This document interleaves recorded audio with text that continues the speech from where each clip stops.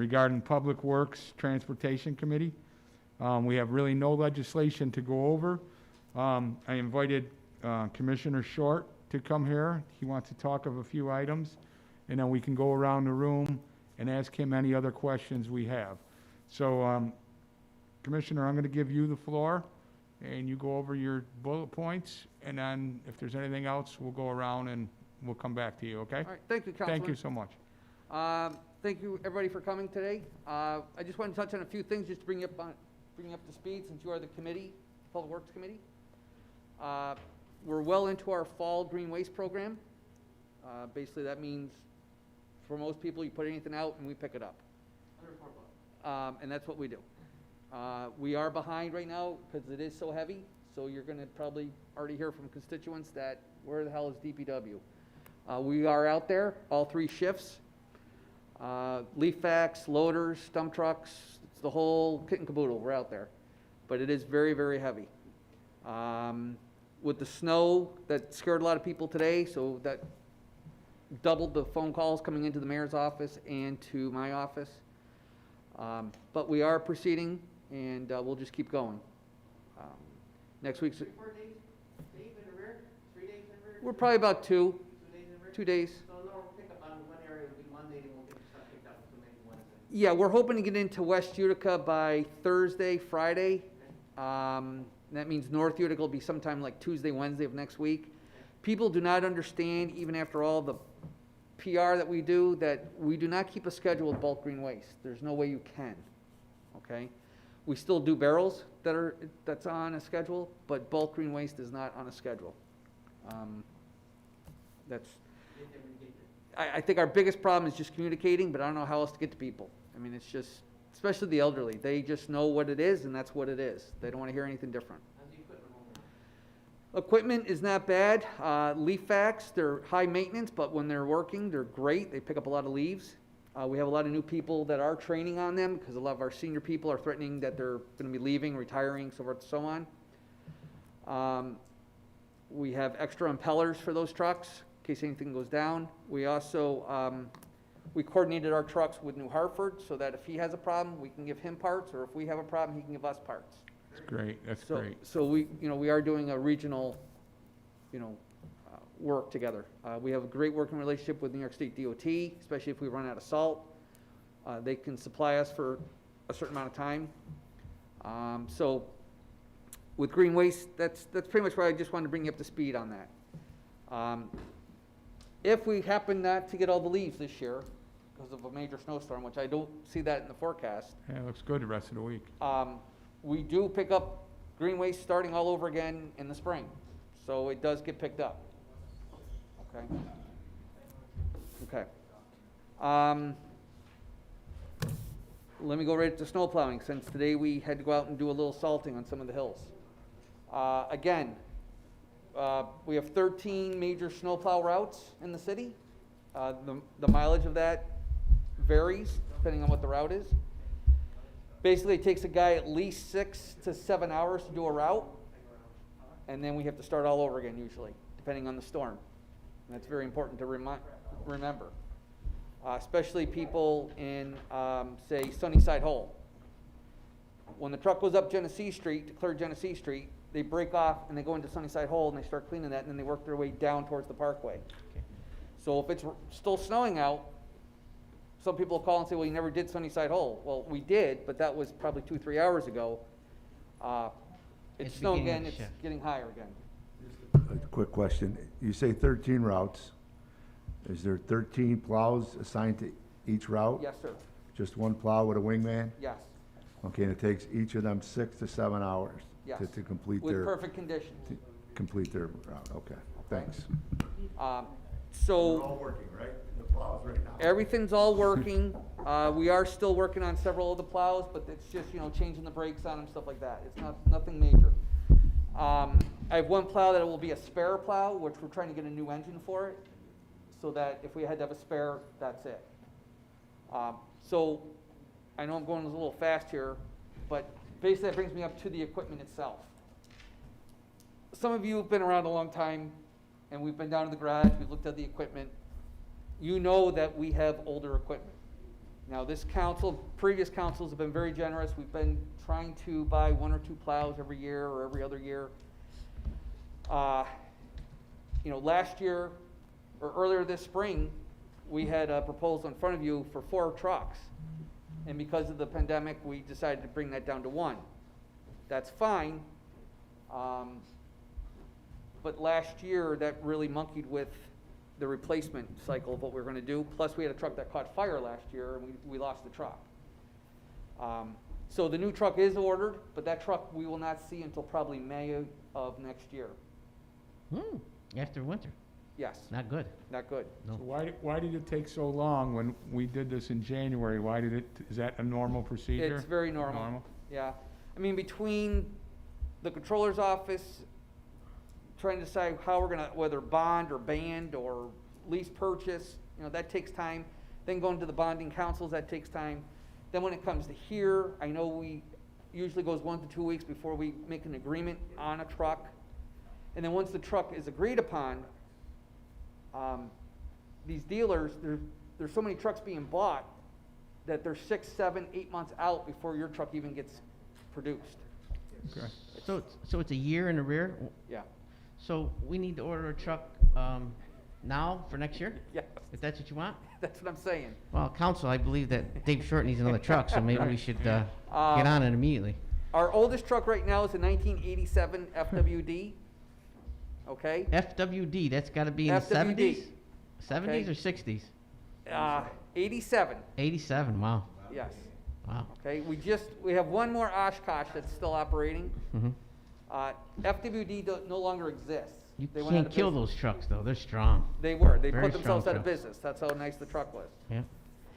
But these are old trucks. They're very hard to get parts from. The parts that we're getting now for some of these FWDs are coming from Wisconsin or the Port Authority of New York. They used to have a whole fleet of them. They just scrapped them all. And they go to various dealers all over the place. So it's very hard to come up with parts. Usually an engine blows or transfer case blows. So it's very difficult to find the parts. Engine or? Transfer case. These trucks are 4-wheel drive. So maintenance is always a high maintenance cost in all these trucks.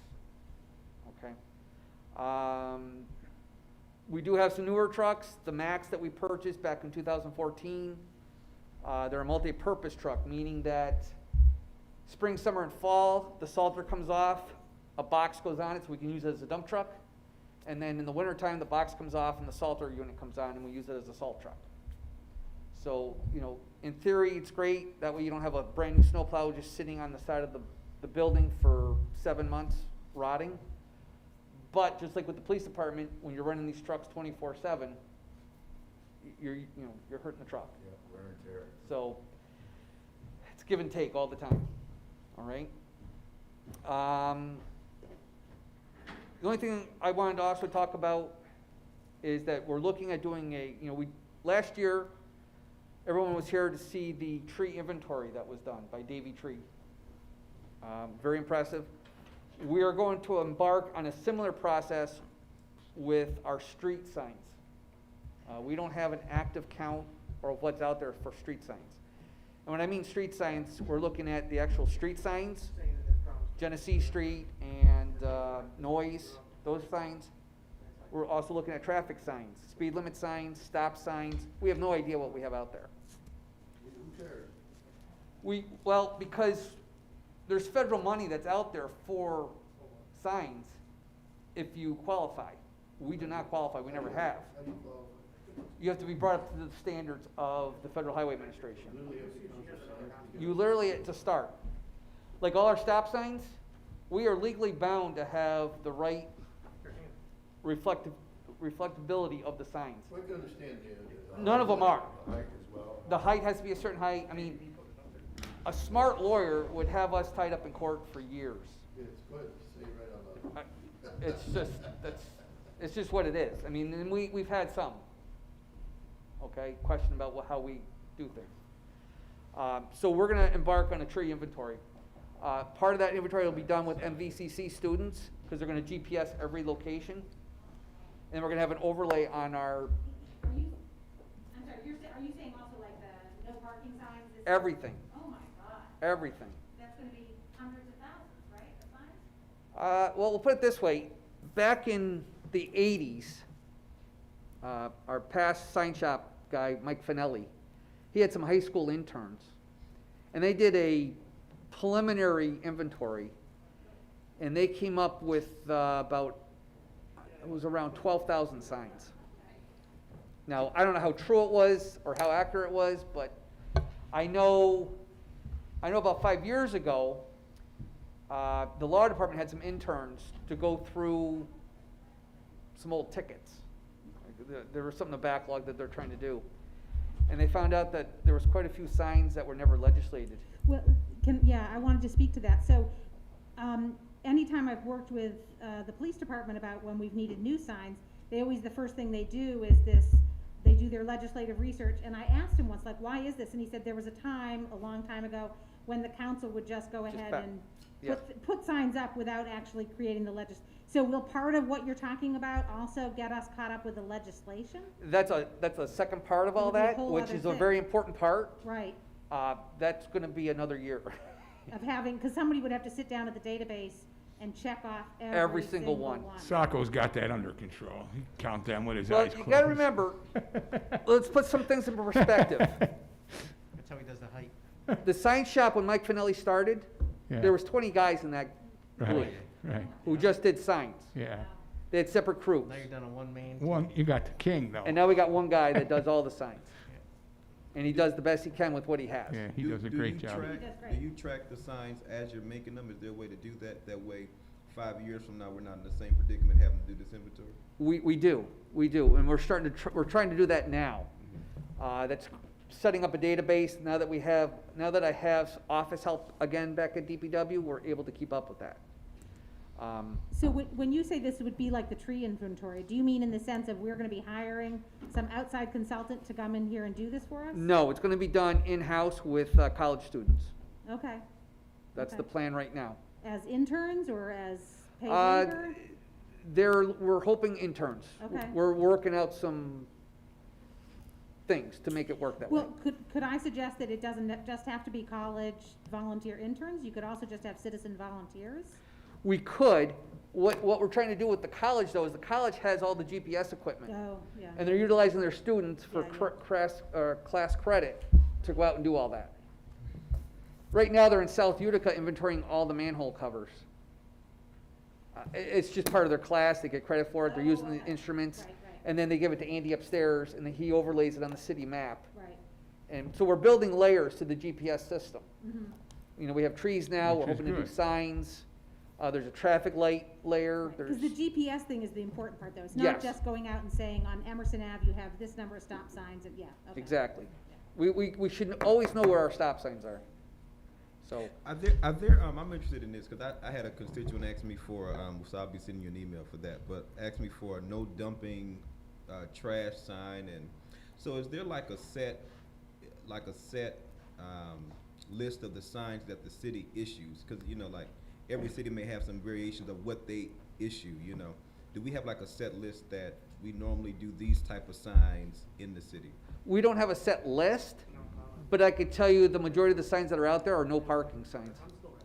No parking, stop signs, street signs. Those are the most common, and every councilman's favorite sign, children at play sign, Yeah. which There's a lot of them out there. which mean nothing in the real world, legally. Yeah. It's a feel-good sign, that's all it is. It does alert the drivers, hopefully. It does. To slow down, yeah. So yeah, it's a major undertaking. This is something I've wanted to do for years, just like with the tree inventory, but it took time to do it. We're finalizing that now so we could start next year. So Okay, that's what we're planning on doing. Can I ask you, how's our stormwater management going? How are we doing with that? Are we trying to make any headway with, trying to clean up some of the drains and Well, there's The different, maintenance. there's different aspects to the stormwater management. Halleck's Ravine and Oneida and Arlington, since they have grades on them, and those are major flooding areas in our South Utica area. those are the high hit areas? Those are high observant areas that we'll put it. North Utica got pretty much cleaned out this year, Yeah, this they did a past great summer. job. We had contractors cleaned it all out. The Still retention d- pond is working? The They're retention still ponds are doing it now. working. You still finished up this week, and I just was over at a lady's house on Yep. Northrop. Yep. She was very happy. Yep, so, I mean, the city's done outstanding work in the last 5 years with its stormwater. But I gotta remind you, it takes only one good storm and we're back to square one. And then There's the not, there's not one drain that can handle the amount of No, water sometimes. we're on a hill, Yeah. water goes downhill. Not with all the leaves out there. right, and that's what's worse too. And the bottom line is, we got, next year and the year after, we gotta go back in there and clean them up That's right. again, so it doesn't get to that point like we did. That's right, The and we gotta last make sure we 20 have money years. in the budget to go out and do that. Right. And we did a lot with what we had, which was Right. fantastic. Spring Yeah. cleaning. Spring cleaning, I mean, my next big goal is back up on the Parkway, trying to clean out all those head walls on the Parkway. Oh, okay, So, okay. They'll slow it down a little bit. it's a lot, it's a lot, but if you stay on it, it really does help. Does help. But, you know, like Halleck's Ravine, you know, we have the backhoe sitting there, but sometimes when there's a lot of water coming down, you can only do so much and that it still goes up and over. So, but we are there, it's documented, we do what we can do. I know you do your best, Dave. Yeah. We do, we You really do do. a great job. I My guys, appreciate you. the guys, I gotta give the guys credit, they are so, I don't wanna say trained, but they know now if there's gonna be more than an inch and a half of rain, they're already calling me saying, okay, we're gonna bring the backhoe up at Halleck's Ravine, we'll have the other backhoe ready for wherever else we gotta go. We'll have an extra sewer guy on if it's gonna happen between 5 and 11 at night, you know, so it's finally clicking. And it's taken a long time to get there. So, it really helps. Good. So, that's everything in a nutshell. I know we went through things really fast, but those are some highlights of what's going on. Any questions? Yeah, that's what I was just gonna say. So salt is the same price as last year, 52.80. You know, we're obligated on state contract to buy 7,000 tons. We usually try to stay within that, but some years we go over it by 1,000 tons. Some years, 2 years ago, we went over it we were at 10,000 tons. Big debate whether we should only just, like this morning, Iffy to go out there and salt. do you go out and, you know, literally what we call blow the salt? But with so many different people out there driving with different levels of skill and knowledge, And different tires. yeah, there's so many different variables. It's better to side on the side of caution and just go out and salt it, because the city really is on a hill. You know, in the old days, the guys used to tell me, well, we'll just do the mains and the hills and the schools. Well, when you get done, you're pretty much already doing Everything else. everything else. What happens, especially in North Utica, is the dead end guys. You know, they go, why didn't you hit the dead ends? Well, Right. it's not a flow through, so. but, North you know, Utica's a different breed. It was They say, built well- with it was built fast, no storm sewers, it's a nightmare. Yeah, Yeah. I understand that. So- Dave, is there any thought, I know like New Hartford, New York Mills use it, they call that brine, the pickle juice. Yeah. I had the Is that same anything that you guys, are We've looking tried it. into? We've tried it. All the Macs have saddle tanks. So Right. they have 250 gallons. We actually went out and bought the same setup that New Hartford has for a larger capacity. Right, Several years ago, before a storm, the mayor and I went out. We had the truck set up. We went out and sprayed. We did Arlington. We did Oneida Street. We went up, went into South Utica. You can see the lines on it. We got the storm. We went out later, and we really didn't see that big of a difference. right, that's what they What say. what's supposed to be the benefit of it? Is it that you're literally using less salt because it's already Yes, dissolved? that's the purpose of it, so you don't use so much salt, but as what the state does is that the first, like, November 1st, we had the first snowfall in the area. What you would do, or what the state usually does, is they'll go out on the first snowfall, lay the brine down on the road so it gets into all the nooks and crannies of the asphalt. And then after that, they use strictly road salt. Yeah, they're finding, they're not getting the best results out of the brine like everybody thought. Interesting. A lot of it has to do with the temperature too, right? Yeah, Does it there's a seem lot to of work and variables. it almost has to be perfect conditions for it to work, right? We don't have the technology and we don't have the skill set for that to happen, Right. period. Isn't it largely also dependent on, you need a bare road to put it on Yes. Yeah. Yeah, it's gotta be dry, you're very limited with how you can do it. Some people have great success with it, but I think they're using other variables with it too, so. Can, Well, salt all the way, guys, salt. Yeah. Towns have the ability to do sand, they can do sand salt, they can do brine, they can use cinders from gravel, because they don't have the catch basins. Years ago, the city used to put that down on the roads, and with the following year, it would take forever to clean out the catch basins. We have a lot of catch basins that are filled up even without all that on the road, that's just from debris getting into it, and we can't keep up with it. So, strictly rock salt has been the way to go. now, the council's gonna be looking at this ordinance in terms of complete streets, particularly the change on Genesee Street and, in front of Overston and all that whole stretch. What's the plan for snowplow, like if we pass this soon and either support it or don't support it, but we support those changes on that Genesee, what's the changing in terms of plowing, snow with DPW? Probably nothing at this point. Prior to this, when they were proposing to put the bike lane next to the curb, that was a major problem for me. We talked about it in our staff meeting, and they had since changed that to put it out into away from the curb. Right. With that being said, there's no issue. No, We'll plow just like we do now. Dave, in all the areas where they're doing the construction, like past Babes, the bridge and all that, that's all plowed by the state though, correct? That's correct. You guys we don't plow any of that area? No. Like No. front of Utica Coffee, do you plow that? In front of Utica Coffee, we plow that. Okay. Um, So I noticed that from being down in that area. I mean, that's gonna be I know it's not your problem, but it's gonna be difficult for them a lot now to plow too, right? I mean, they eliminated a lot of these roads, they made them very narrow with cars parking and snow. yeah, Um, over the last several years, I mean, it's great that we've had downtown living, right, but what it's created is people parking on Genesee Street, right, and it's hard to plow. yeah, I mean, we can make Genesee Street look like a runway, Right. nice and clear in the middle of the night, yeah, because nobody's on the street. right, But over the last few years, You with got more people cars there. and parking permits being on Genesee Street, Do it's we very hard to allow, clear. do we allow people to park on Jenny overnight? We do. Because We we do. don't on side streets. If you have a parking A permit, permit, and yeah. they all do because they're living. Yeah. Now, of course, when there's a snow emergency, all the rules go out the door, you have to get off the street. Right, right. Can we have blackout zones like that? I mean, can we configure where, regardless of if you have a parking permit or not, these certain roads you can't park overnight on? We could, it's something that we could definitely do. Whether or not they're doing that now, I couldn't tell you. You know, instead of the year-round no parking overnight, I wonder whether what Delvin is suggesting, like in Clinton, it's, I don't know, November 1st to April 1st, no overnight parking, and then the rest of the year, it's a free-for-all, Sure, right? yeah. Yeah, it's urban living. I mean, finally we have people downtown, which is great, but it does bring some other issues that we have to work out.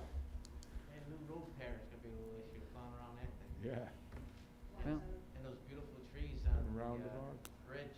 Yeah? That's gonna be no fun. Well, that's why I was asking. Councilman, to your point, with all the Yeah. construction downtown, Yeah, the state does a beautiful job putting They it all do. together for us. yeah, The state will continue to maintain the road itself Right. and plow it and do all that kind of things, but everything else gets turned over to the city.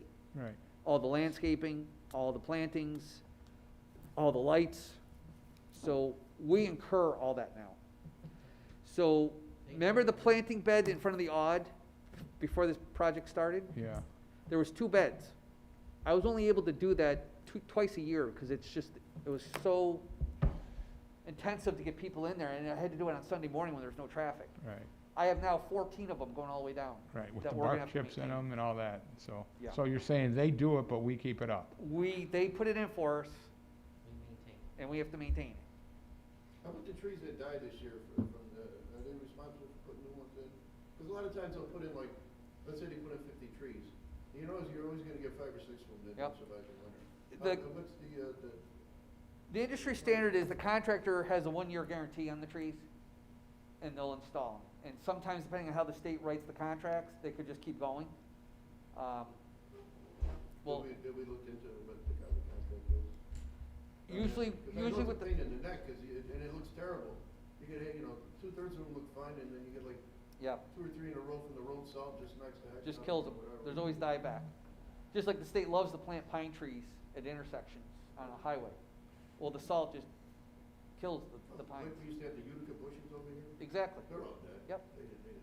They didn't last, because the salt. Yeah. They replaced them one year, and then I ended up replacing them the following year. Yeah. And then we decided just to not do it again. So, Probably gonna have that same issue with this. we probably will. The road there. Yeah. Yep. Put some nice looking Dave, stone or something. Dave, Yeah, something like that. Dave, speaking on that topic of gardens, okay? I have a location on Riverside Drive and on Utica Road. I talked to Marcus about it too. And it's right in front of the house. It's about a block long, and it's basically full of weeds, but there's a sign on it calls a garden, okay? I had numerous people call me and complain, and I don't blame them. I would too. Uh-huh. Are you familiar with the situation We've I'm talked talking? about it. Yeah. I mean, have you gone by there? I mean, I haven't seen it, no, but but I mean, it's, and can you explain to me about what this what, they just have this little sign and it's called a garden. Right. And they could do whatever they want in there, but 90% of it is like weeds and wild grass. Yeah, I guess there's some technicalities in the code Okay. that need to be ironed out, I guess. Do you have that issue in any other places, or that's the only place? Not usually. No? Most of my issues is people don't want to mow their lawn. So they call it a garden? Some I people mean, do. Jack, you familiar with the spot I'm talking about? Yeah, Councilman Beatrice, maybe we can make a law where it only can be a certain amount of feet from the front of the building. Well, this is basically on the city property.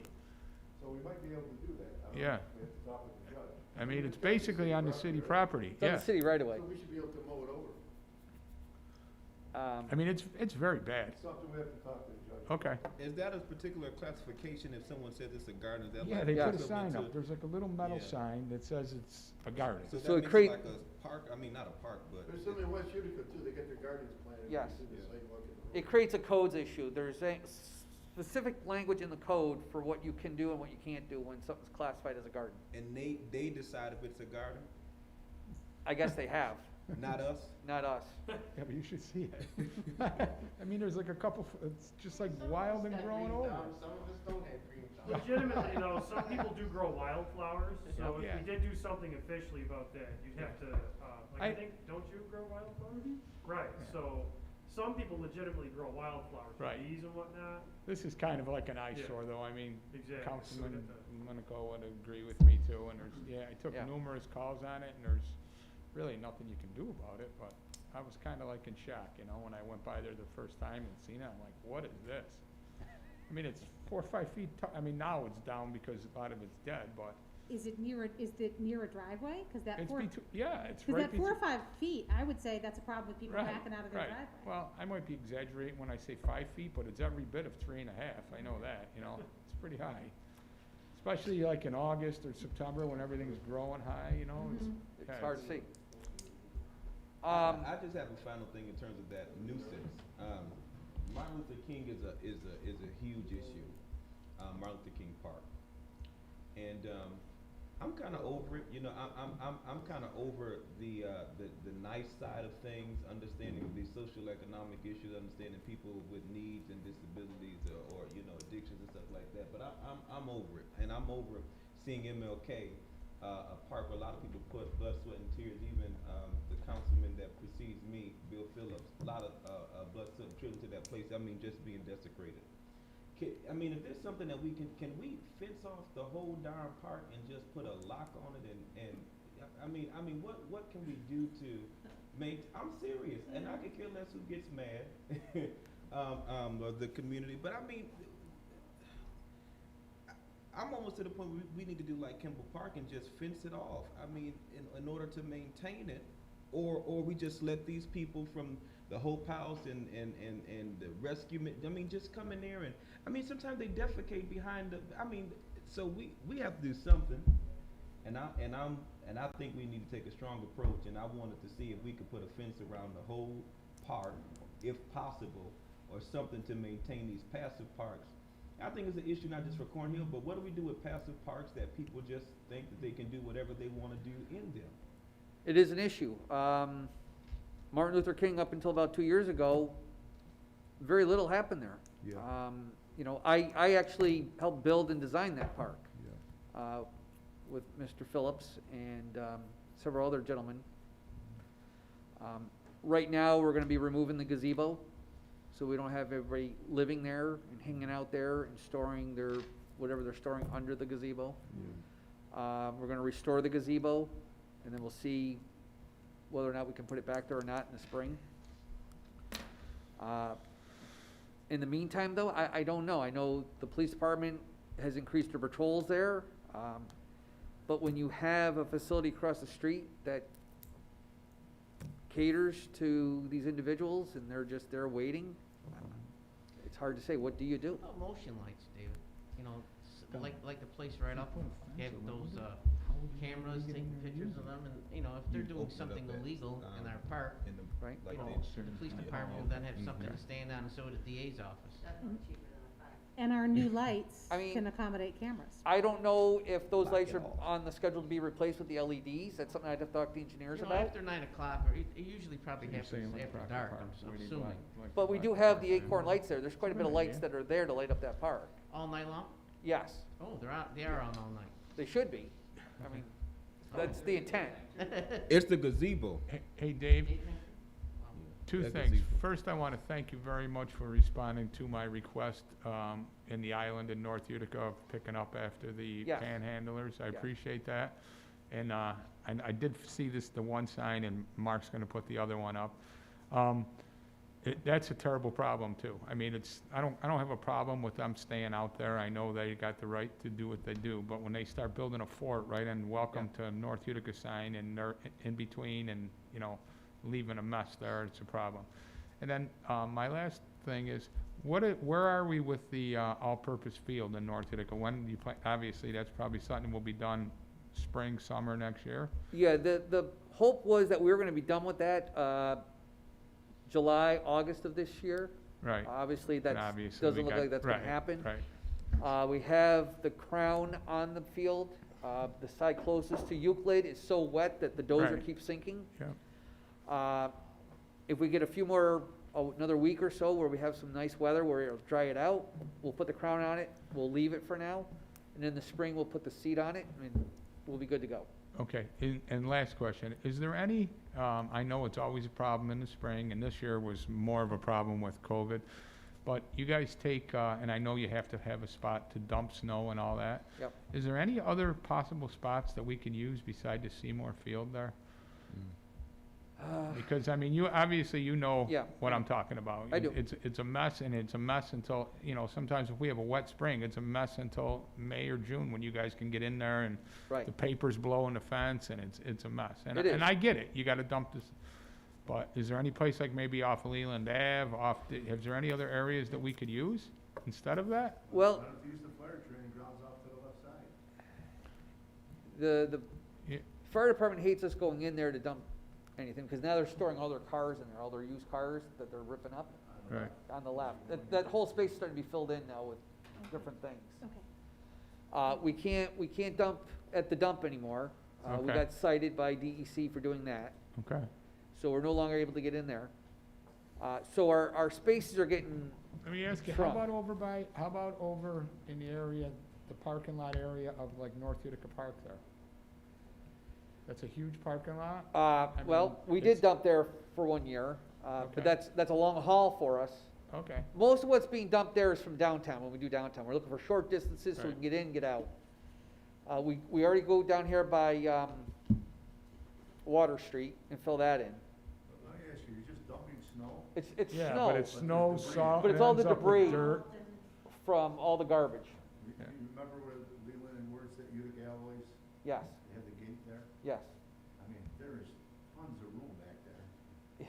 Is there any way we can get in there? That's a Class A hazardous waste site Is it? for the EPA. You Ooh, boo, you boo. can't, No, you can't, no. Yeah. you can't do anything there. All right, There's- just a thought. Yeah. There's a large, it doesn't belong to us, of course, but there's a large parking lot behind the Walgreens on Sunset, across from the field there.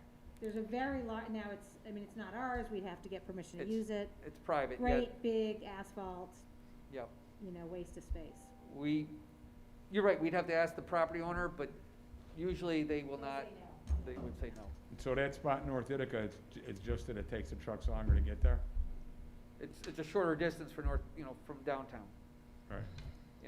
Any place else that we remove snow, it goes to Buckley Pool, it goes to, Greenman. There's only a Okay. few spots where we can Right. actually dump snow anymore. 'Cause that because- spot, I mean, it's a little bit longer, but if you got into a jam, right at the end of that lot there, there's nothing there. And it's a- Whereabouts? In North Utica Park, at the end of the parking lot where there's the two gates, Yep. right at the end there. I mean, they don't use that.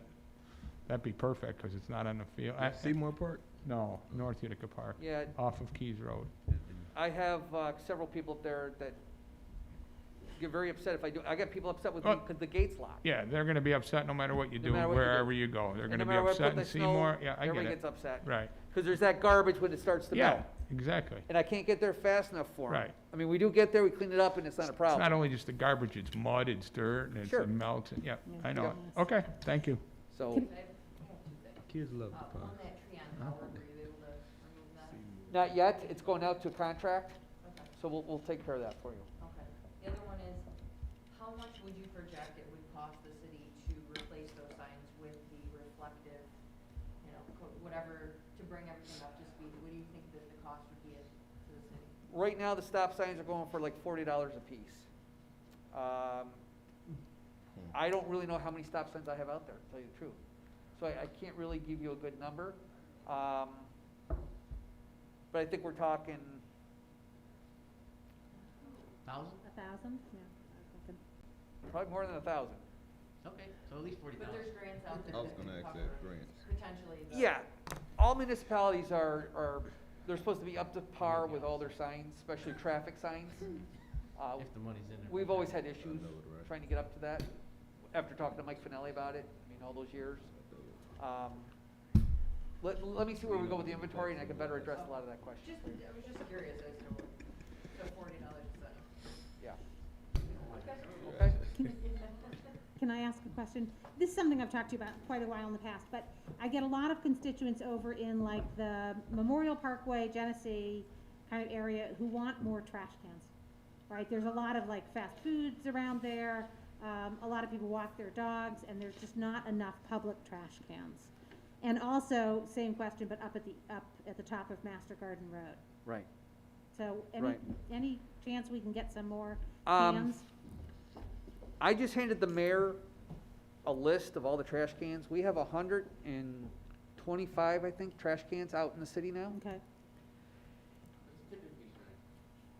It's pretty steep because we're, in a week's time, Well, all in downtown Utica, they dump all their regular garbage.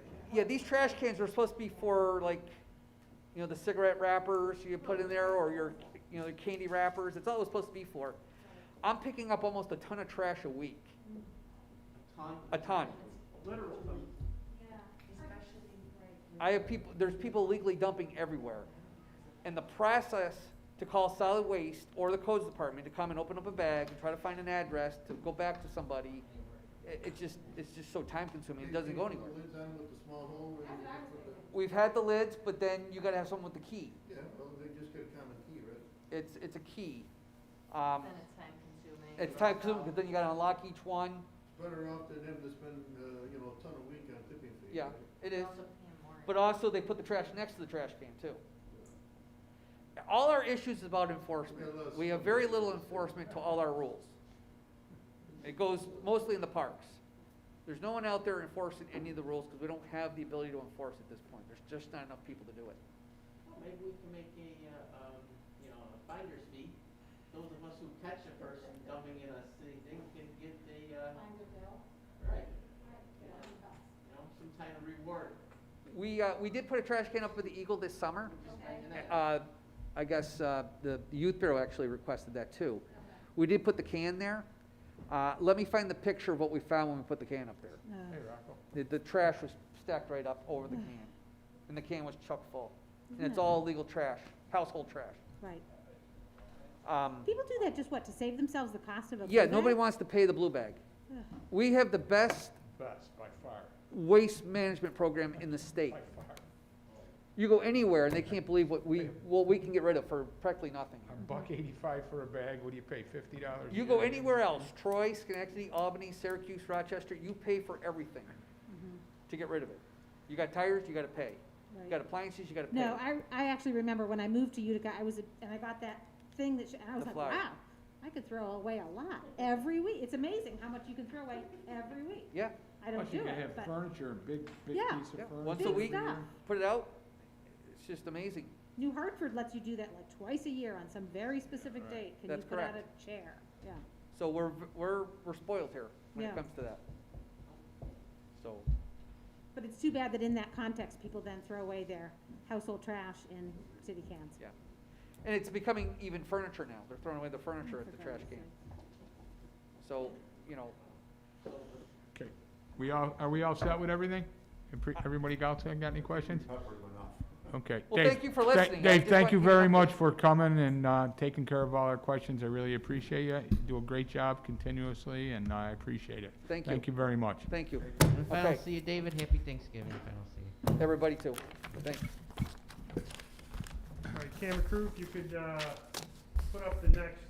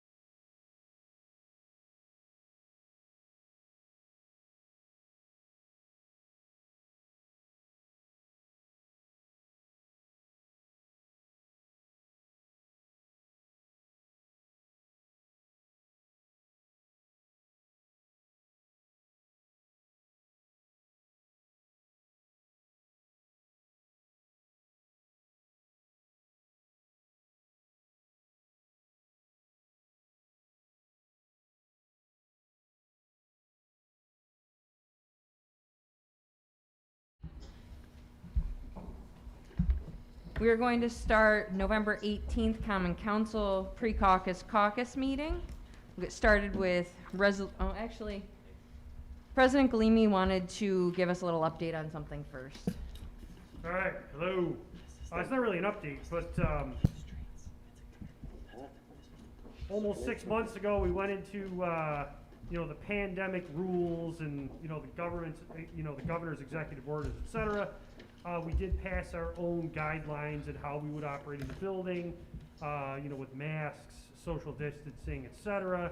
So myself and the majority leader were speaking earlier today about this, and we just wanted to just remind everybody, especially now that there's an uptick, that we should just mind all those guidelines while we're in the building, while we're conducting these meetings, whether we're on camera or not, so that we can continue to meet in person and potentially bring the public back as well at some point, because that's our forward-looking goal.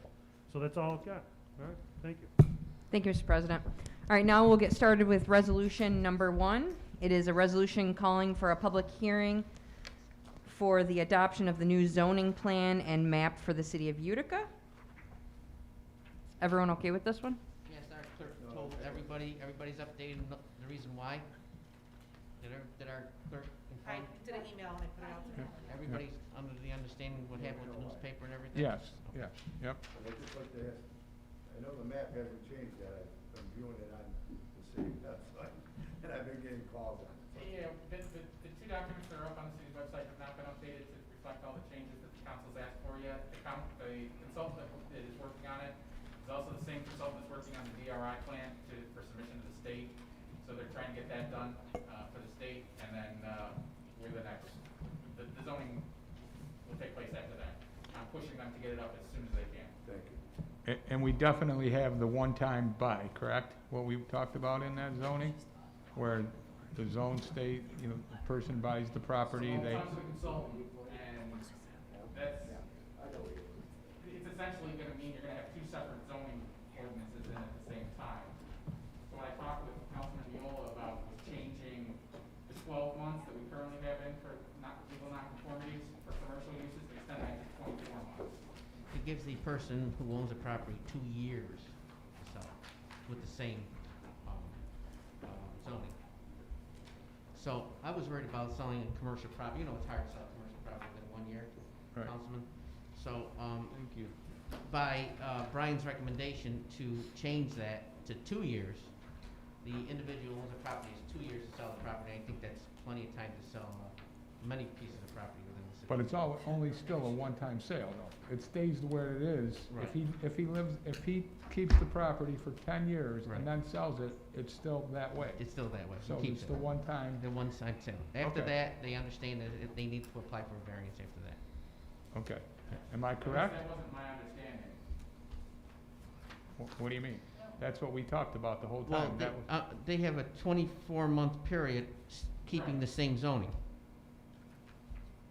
If they sell that property within a 24-month, correct? That permitted use Right. that's there at that property. Am I correct?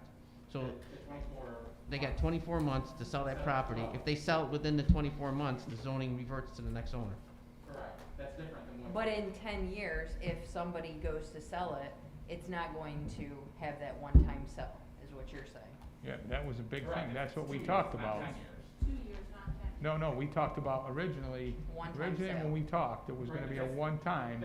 There's a number of issues with that. One, it's Oh, impossible. to listen, sell I'm not it. questioning you. My point is, when we left here the last time we talked about it, that's what was being done, and this is the first I'm hearing it's not. Because That's- I went back to the consultant and talked with them about this.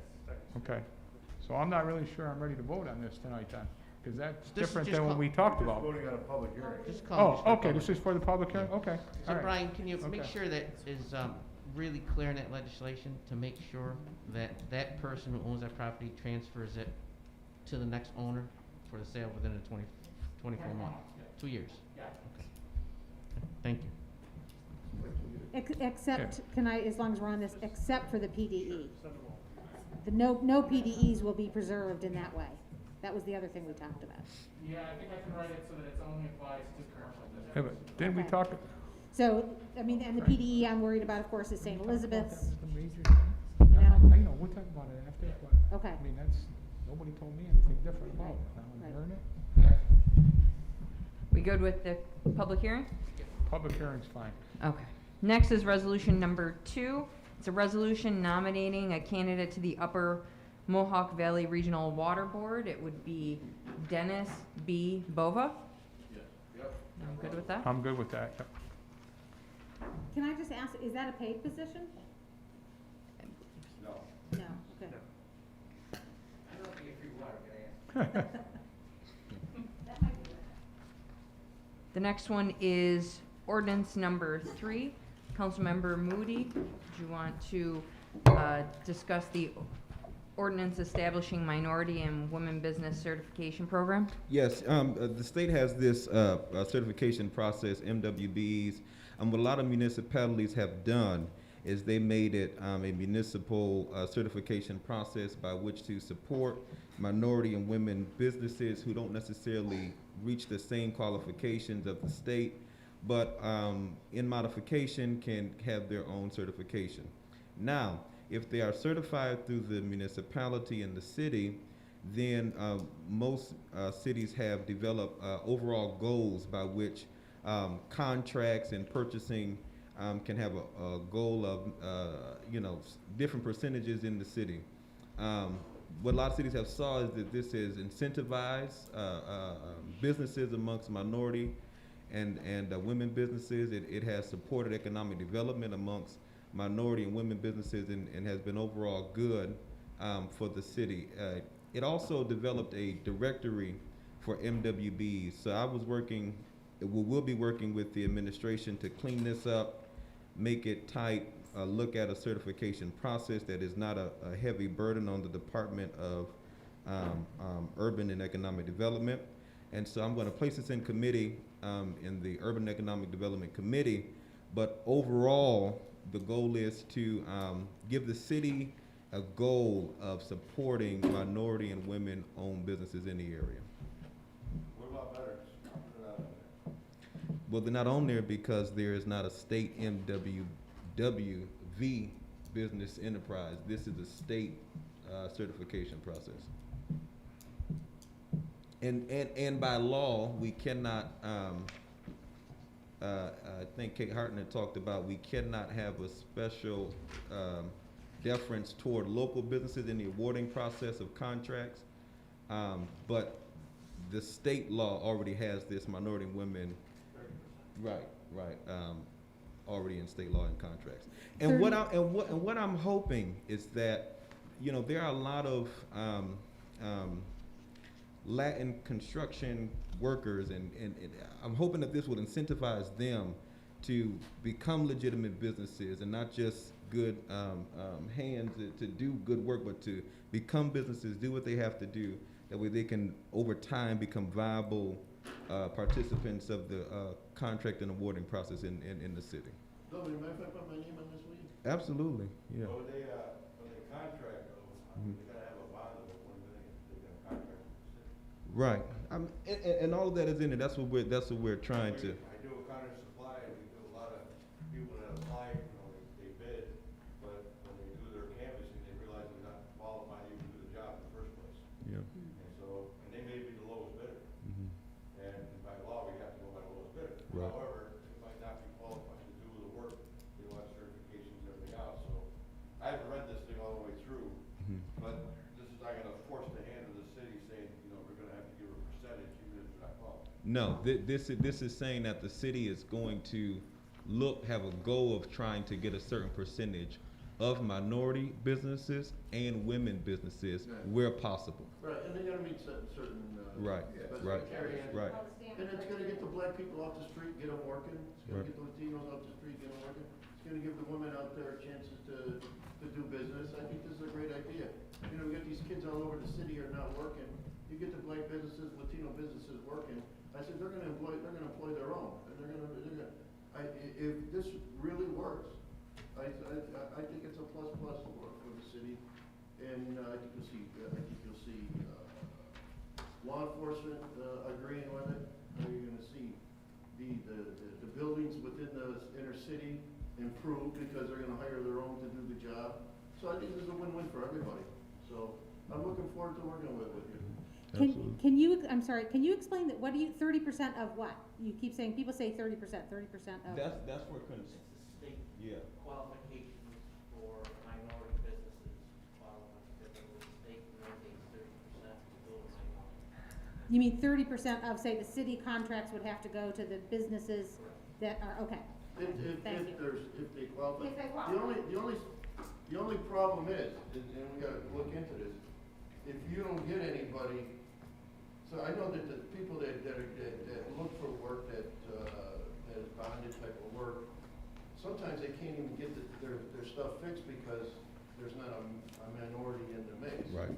So I think we have to write it that if there isn't a minority in there to look at, we could still go ahead with the contract. Absolutely. They always could sub it out as well. Exactly. Absolutely. So if a major company comes in, you have to sub out to.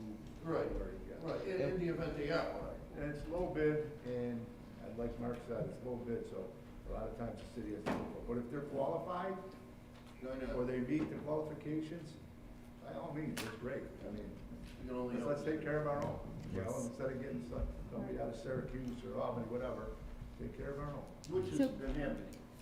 So, I'd like to see it. So can I go back? So why, because you mentioned something about we cannot, that Corporation Council told us that we cannot do this for locally owned businesses? No, if it's just a local, and maybe the commissioner can speak more to this, or Kate is already did actually now. on the line, too. Yeah. So, hi everyone. So generally, we cannot discriminate in favor of local businesses when we're awarding contracts.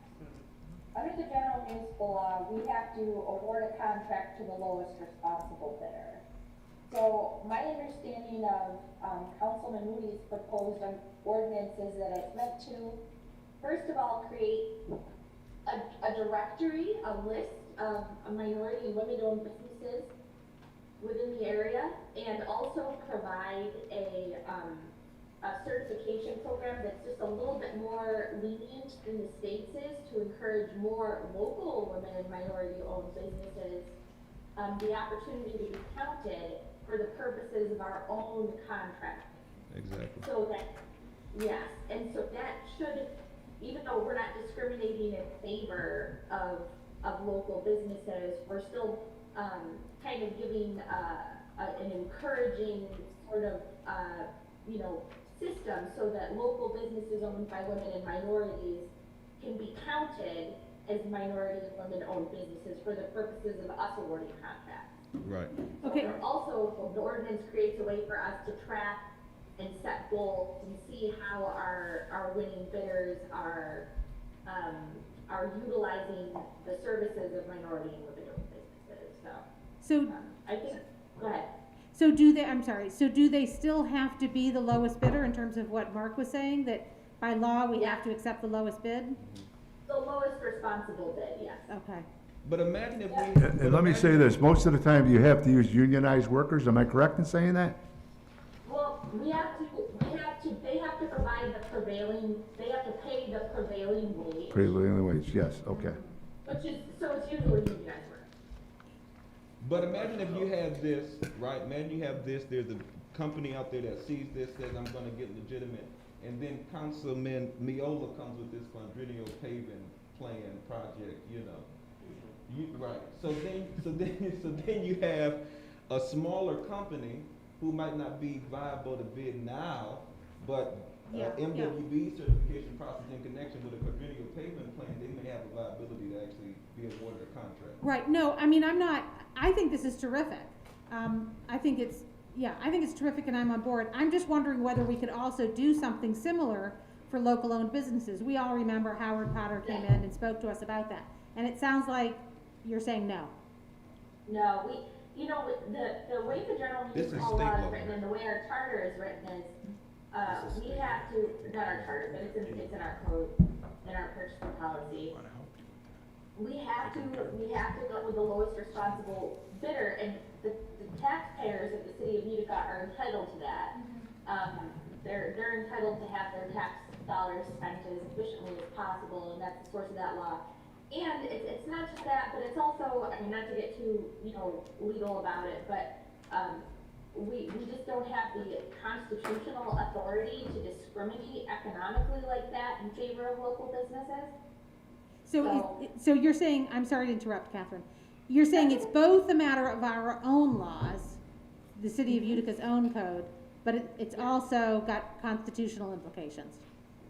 I would characterize it, yes, as having constitutional implications.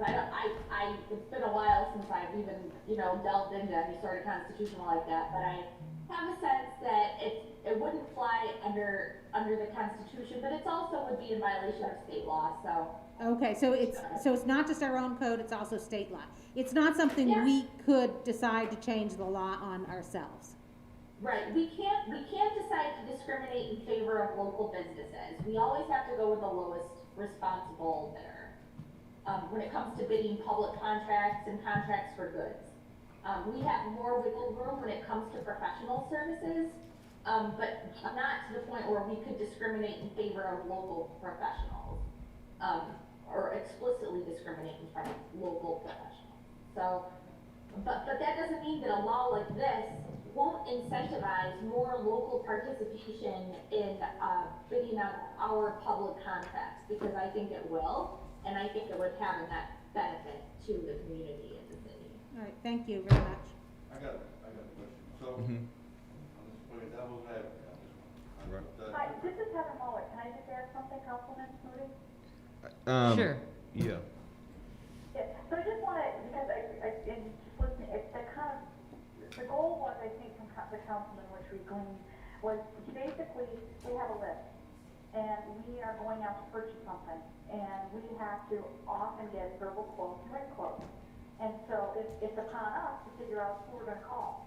And so if we have a list, and we know that these are women-owned or minority-owned, we have that list now. That's a great list that we can then, we can reach out to. So I don't think it's about any preference treatment at all. I think, Kate's spot on. I don't think that's what the meaning of the law was about. So I just don't want to get off track on that. It really was about, we already have goals we have to meet on a state level. Let's take a look at, because we already have that list. But let's see what other businesses might be out there that isn't maybe to meet all the criteria of the state, but still are minority and still are women-owned businesses. And let's get them on our list, and let's give them a chance to be the lowest price on a product or a service that we need. Exactly. Well said, Heather. I got a question. Mhm. So, you got the 23andMe, DNA, all this other stuff coming around. I did it recently, and I got, different blood from different nationalities, Asian American, Hispanic American, or Hispanic DNA. I mean, would that count? Would that qualify? These are directly from the state. These definitions of minority are I know, direct. but with the DNA stuff that people have, if they say, like Frank, he's Italian, right? And you do your DNA and it comes back that you had 3% African blood from way back when. Does that count? I'm asking. You would need the certification, I believe? No, It's legit. no, it is not. DNA, right? This is not the Reconstruction law of if you got 2 drops of African blood, you're black. What is on your birth certificate? If your birth certificate says black, Hispanic, Asian, then that's what we go by. I mean, we're not taking DNA samples. We're going by that birth. No, I get that, but yeah, but it's based upon the birth certificate. I don't have a Latino last name, I have Latino blood. I mean, this is my proof. Then I would say, well, what does your license say? I mean, what does your license say? Well, I mean, everybody changes it around. I'm just asking. Yeah, no, Because I mean, somebody could do that. I mean, but we're going by the same standard that if you were police or they say, check the box, your nationality on the census, you check something. And whatever that something you check is what we're gonna go by. Really? Okay. All right, moving on. Yeah, oh yeah, I'll put it on the floor, right? Or can I put it on? Okay, yeah. Next is an introductory local law number 5 of 2020. Councilmember Friend, you have the floor. Thank you. So I mean, everybody knows what this is. I am going to substitute and ask for an amendment in order to substitute a slightly different written law. It makes it slightly more expansive, makes it closer to the 92 referendum, and the judge helped me to rewrite that. They just said they emailed me the electronic copy. Do you want me to have that on the screen if that's what you're doing? I actually have. Well, for the people out there to see. Oh, sure, yes. Do you want me to put the one that you're talking about now, the new one up on the Sure. screen? Okay, all right. But I mean, I don't need to, I'm gonna introduce this on the floor tonight. I'm not, I have Can we no see desire them? to talk about it Can we now. see it? Oh, yes, I'm sorry. Yeah, that's why I'm gonna put it on the screen. Yeah, so go ahead. The people. I'll give it out to people.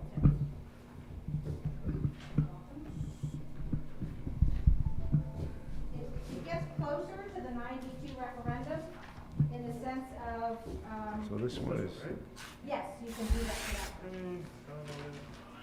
And the judge, helped me with this, and then, David, typed it up in very fast order. I think it was David. Thanks.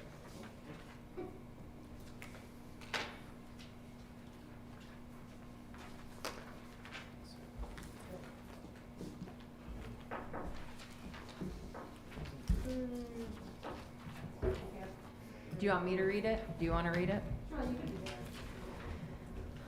As amended, a local law repealing section 2.023D of the Utica City Charter as set forth in local law number 2 of 2017 and adopting a new section 2.023D consecutive terms, introductory local law number 5 of 2020, presented and read, adopted by the Common Council. Yeah, that's all Be it, Bill Jack. Yeah, you know. be it enacted by the Common Council for the City of Utica, Section 1, Subdivision D, Section 2.023D of the City of Utica Charter shall read as follows. She just gave you the D, new one? consecutive terms. Any person who has been elected to 2 or more terms shall be ineligible to be elected to the same office until and unless at least one term has elapsed since last service, whether it be a 2-year term or a 4-year term. So it's slightly more expansive than the one that I sent around earlier. The judge helped me rewrite it. There is a small typo. Do you see that?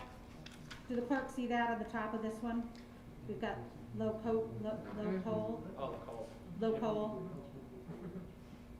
Where, Okay. I can edit this in real time. Where is this? Up at the very top. Oh, low coal, I got it. Yeah. That's like a green energy type. I am confused by this wording.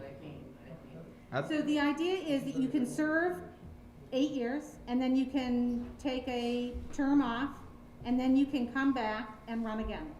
So it's slightly more expansive. But hold on. So hypothetically though, with this one, yeah, right. hypothetically with this one, 2 or more terms, the more can be 3, 4, 5, or 6. And to me, this one doesn't express this one does not limit the terms by which a person cannot serve, because it says 2 or more. That or more is not defined. Yeah, exactly. Yeah. I think your first law was better if you just took out elected to 2 or more terms shall be ineligible to be elected to the same office again. I think it's just that last piece that was different than the I think you have the wrong one.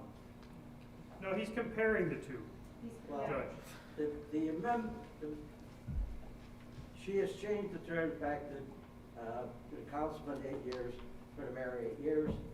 And the only thing is, it has been a accepted matter of law that once you have served your consecutive terms, you are not precluded from seeking that office again, but you have to have an interim period.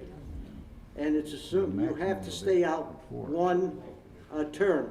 Your councilman term is 2 years. So if you are precluded from running again, you can run after 2 years if elapsed. If you were the mayor, president, common council, or corporal, or comptroller, and you've served 2 consecutive 4-year terms, you can run for comptroller, mayor, President of Common Council after 4 years have elapsed. So that's, rather than have it assumed that's what you intended, I put it in there because she asked me about it, and that's what should be in there. So it's clear. So this You is- only have 2 terms as mayor for each, and you have 4 as council. So the way this is written, it works for the 4-year terms, Right, it doesn't work for the 2-year terms. The way this current, the way the one you just submitted works for Mr. the. Moody, would you just ask a question? What's your question? I'll answer it. No, I was saying, the way that it's He's never- written, he's just the talking one that about- just was submitted, works for the 4-year term, but it doesn't work for the. The for one- The mayor us, has 2 that's 2 consecutive years. 4-year Because terms. this would, how it reads would argue that we who are on 2-year terms can only run twice, You- which is 4 Councilman years. can Hold only on run just 1 4 second. times. He's not addressing you you're particularly, right. Judge. No, He's you're talking right. to the Oh, I council. thought he was. Yeah, no, he's talking to the council. Yeah. No, Oh, okay. but he's absolutely right. I did, Yeah. well, all right. Yeah. No, it's okay. It's all right. He's but Delvin, Councilman Moody is absolutely right. So, let's look back at, I know Frank Durango, you tore yours in half. I've got some extras here if you want. I can't hear you. If we go back to the first one, I didn't hear. right? The one that Could you put your mic on? mine is, I think. So in, You're coming in muffled because of the mask, so it's very hard. I for know, me to I hear. was, I had the sirens in my ear for 20 Yeah, he years. just I turned get it. I'm right in the mic. I can't be any closer to the mic. All right. Can you hear me now, Frank? You turn the volume up? Do you wanna go sit next? I can hear you. So Les, I think to achieve what you want to achieve, Yep. I think you would have to do this, and this is just my recommendation to achieve the outcome that you want to achieve.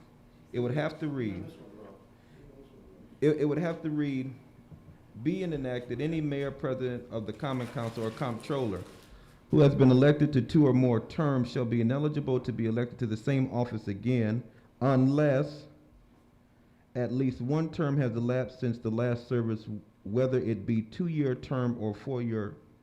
Well, or we could 4-year add that term. phrase at the end of each Mr. sentence. Moody, I'm you not gotta getting get legal, rid I'm of just, or you more. know, I'm just, I'm sorry, I missed that. Or more shouldn't be in there. okay. It should be any mayor, president, common council, controller who has been elected to 2 terms shall be ineligible to be elected to the same office again. But that didn't work. And any member of the common council who has been elected to 4 terms shall be ineligible to be elected to the same office. And then there's this amendment that if you wish to run for any of those offices, 1 term has to lapse in between.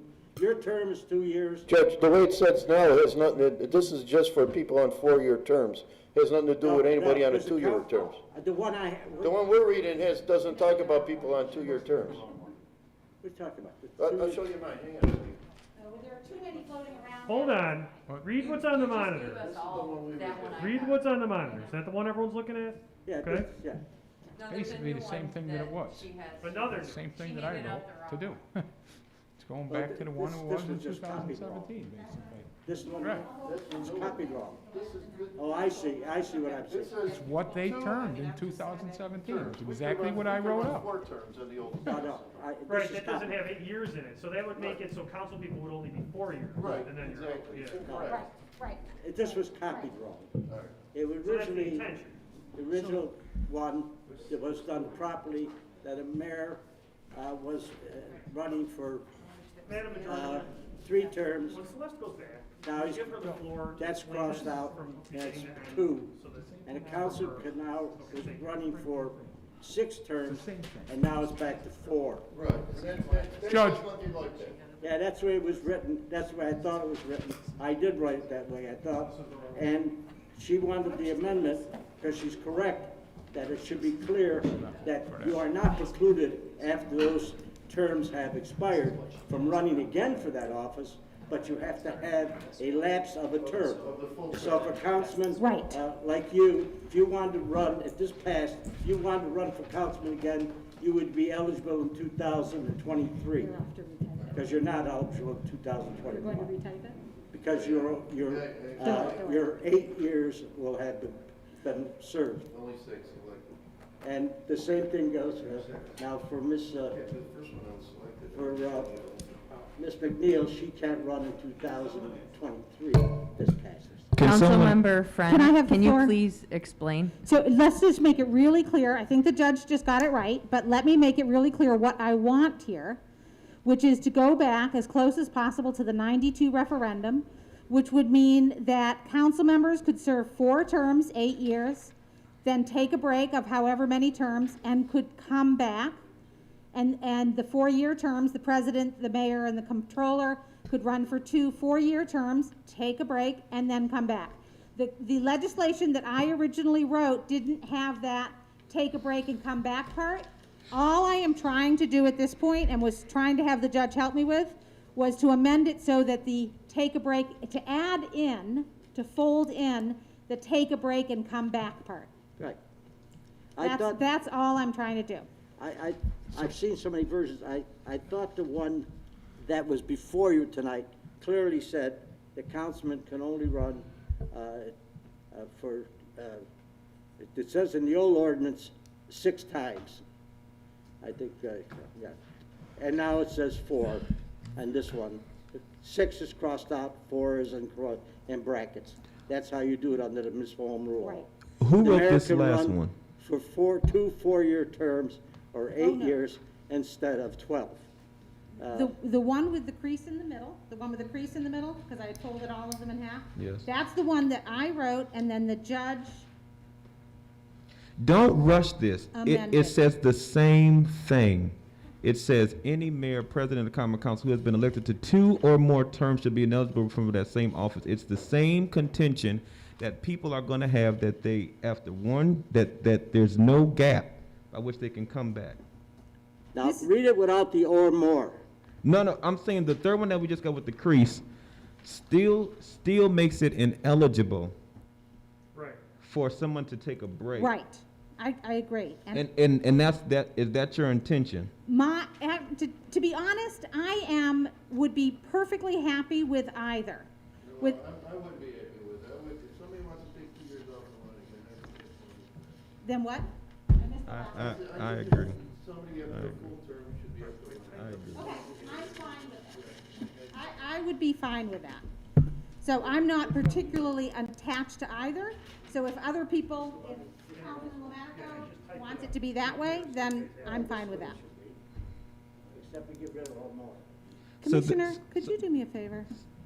Could you move 2 seats over? I keep trying to, thank you very much. Councilperson Friend, Thank you. would it be okay if I asked you a quick question? Yes, Okay.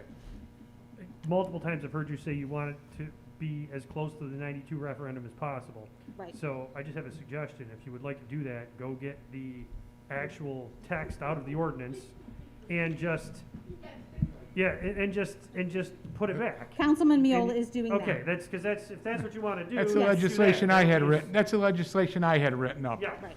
So- That's the fine. same one I had.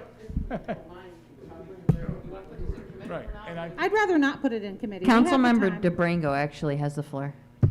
There's 2 questions I have on this. First of all, it doesn't say the controller in there. He's an elected official. That's true. And the other, it does not say when it will commence, when it will start, take effect. It doesn't say a date in there as well. So I just want to let you know. Yeah, the first one had controllers. This reprint does not. This reprint, That's going to be very important to me.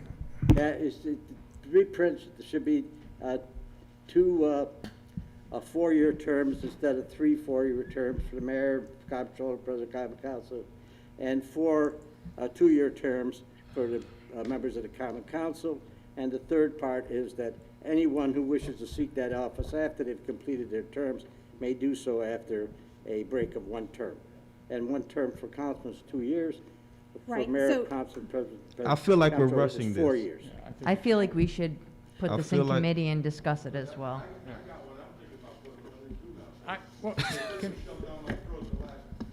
wait, can I have It was a the week floor for a ago. second? A week ago is not the 9th hour mark.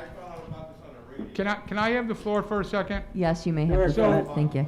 Okay, so very quickly, I'm gonna say one thing. Everybody in this room knew this right here is my palm card that I ran on, and I'm a man of my word.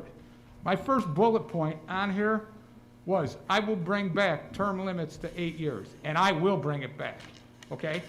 Everybody knew that I was working on this legislation. I brought it out in August. It is the same legislation that was turned over in 2017 that I brought back. None of this that you can't run, none of anything else. I chose in August not to bring it out for 2 reasons. Number one, I didn't want to bring it to the floor here and grandstand it. I wanted to make sure that we got it passed. Number 2, I didn't bring it out for the reason, okay? I'm losing my train of thought here, okay? I wanted to be sure that I could get it passed, all right? The second reason, as terribly as it was, that the council overturned this, overturned the term limits. It was a terrible thing that they did that, and I'm totally against it. However, what nobody realizes is that the people in 2019 elected everybody on this council and the mayor under the new terms, okay? So, therefore, if I brought it out any other time, okay, the mayor was getting his 3rd term, regardless, okay? I did not think it's proper that I should affect 3 or 4 people on this council, the council president and the controller, by taking what the people elected them to for the extra term away when they voted for it. So therefore, I was waiting until February. If you bring it out in February, everybody is on the same page, okay? Then my next plan was, once it was passed, I was coming with a local law, okay? To bring it to the people to say, do you want 4, 8, or 12? Originally, in February, when I started with the judge, my plan was to bring this out to a local law. The judge explained to me, if you bring it to a local law, number one, something needs to be changed. Example, the common council at large, they could run 2 4-year terms. The other part that he explained to me is, if it's passed, everybody starts from scratch. So that meant, even though we can say the mayor or Councilman Williamson, they're not going to run again, there's the possibility that the mayor would have 12 years in and could start from scratch and get 8 more years. And there was no way that I was going to put that out and live with the fallout of what would come with that. Okay? So that's why I did what I did. I'm a team guy. Everybody here knew what I was doing, and that's why I did what I did. I'm just, all this goes on and goes on. Every week we grandstand and bring up stuff. You know what? I'm a man of my word. If I say I'm going to do something, I do it. And I'm very, very disappointed in all that. I would never pull this kind of stuff that just happened right now. Can you explain to us again why you chose to rescind the law over the summer? Yes, I can explain it to Okay. you, because it would have affected if you vote this in right now, okay, the people in 2019 voted to extend the mayor's term, to extend all of our terms, okay, and to extend President Galimi's term, to extend the controller's term. If you bring this out right now, you're disobeying what the people voted for. Term limits was terrible, but when it went to election, the people didn't care. So you think you should get to serve 12 years because you were elected, and you and I and Delvin were all elected for Number one, I had the floor and I wasn't done talking, Okay. okay? I wasn't done talking. But it's not a question of what I think. It's a question of what the people voted for. The term limits was disgusting, that the common council, 5 people overruled what the people wanted, okay? However, when it went to the ballot, it didn't bother the people too much, did it? The mayor won. The only person that lost was a guy that voted against the term limits. And the reason he lost, he ran a 3-way race, okay? So no, I don't think anything. I have no problem with serving 8 years. I'm going to bring this back, okay? But you know what? When I bring it to the floor, it's going to vote 7 or 9-0. We're not going to have to lobby to try to get 5 votes. That's all I have to say, and I'm not answering any more questions. Can I have the floor? Thank you. Thank you. I guess I'm trying to straighten that out, because it seems to me that there's some inconsistent stuff. I think that what you're saying is you decided not to bring it out because at the 2019 election, all the people here who got elected under the assumption of 12 years, right? So especially say you, me, Delvin, Frank, Bob, right? So that we all got elected on the assumption, because there was a 12-year limit for council members at the moment that we got elected.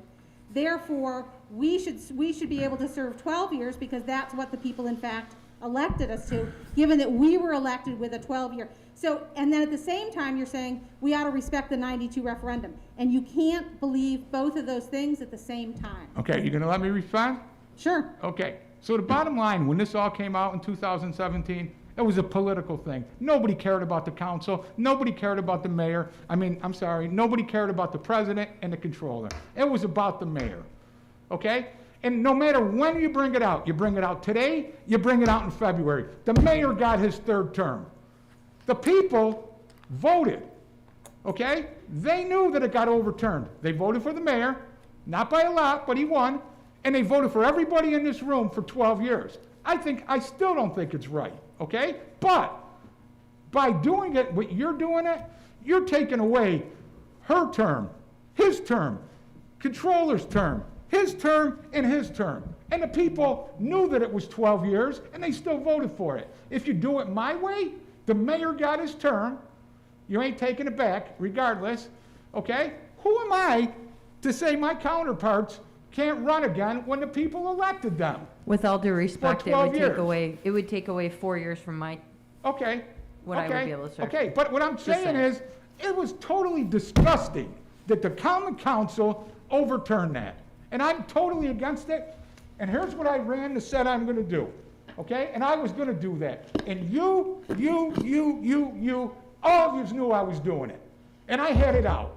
But I'm not here. My first vote ever on the common council was about when they wanted to replace Michelle George as the clerk. And please, nothing against our current clerk. What did I say? I'm not here to take people's jobs away. And I'm not here to hurt my counterparts. I'm not here to do that. I'm not here to grandstand. I'm not here to show people up. I'm here to do the right thing. That's it. Let's go to a different topic. You want to bring it to the floor? And quite frankly, bring it to the floor. But it's a terrible way to go about doing it. You should have been a team player like we all are here. I am a team player. You're not a team player. And let me tell you You're who not my a team team player. is. My team are the people of South Utica.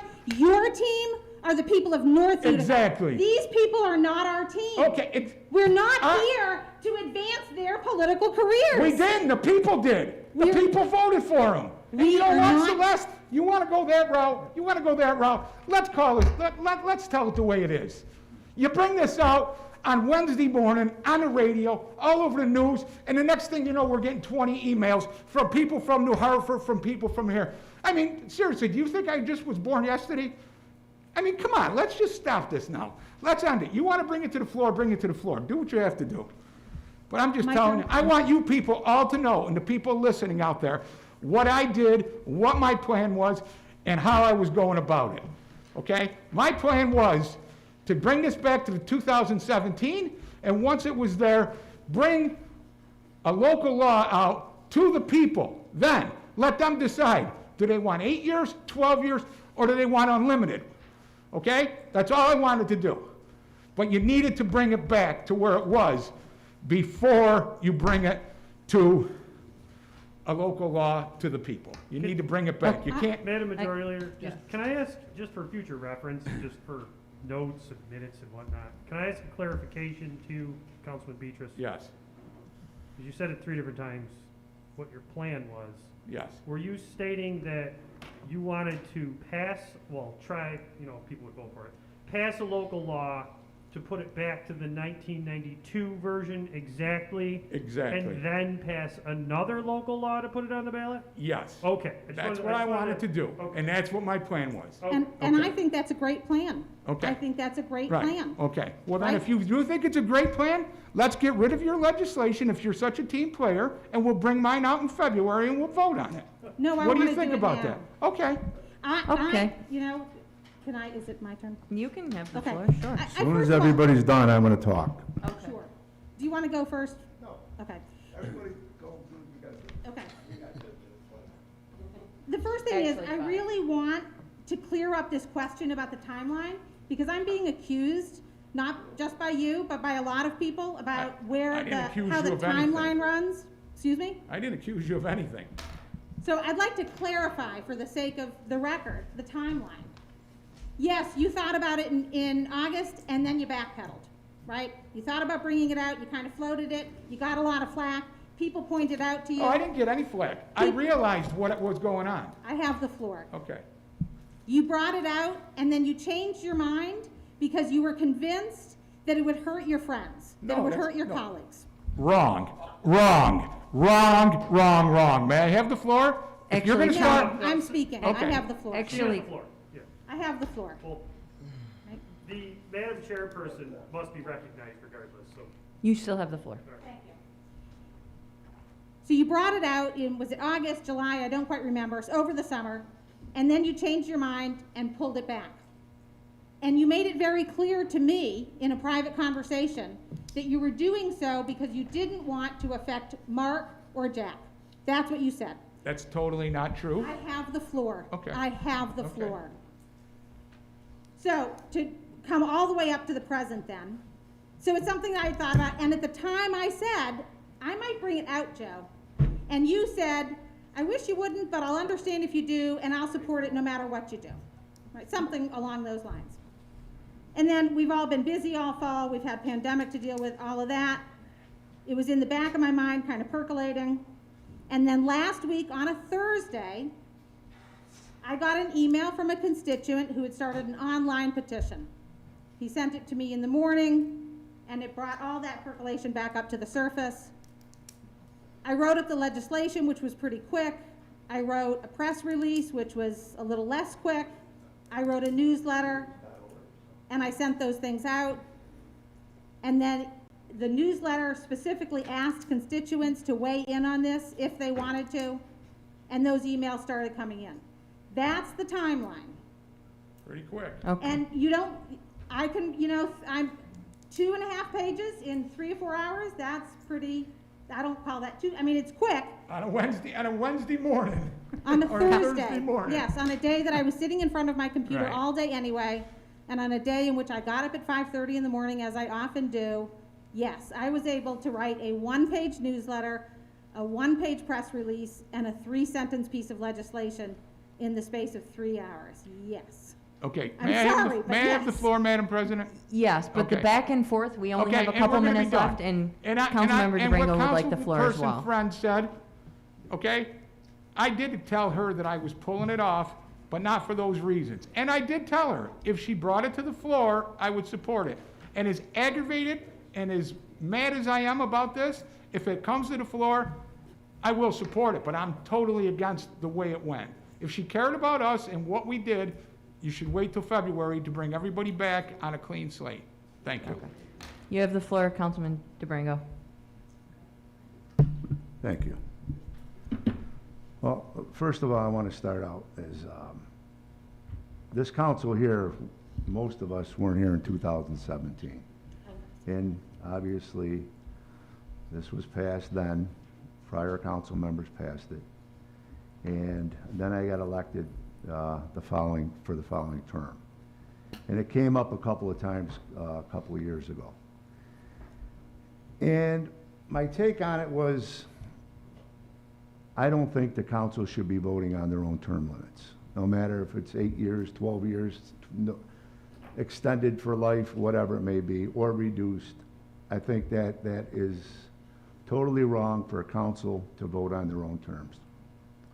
So in the meantime, last year, they went around, they wanted to get signatures and get it on the ballot. All for it, 100% for it, let the people vote. So I actually signed a petition. I actually voted. I was actually the 5th vote.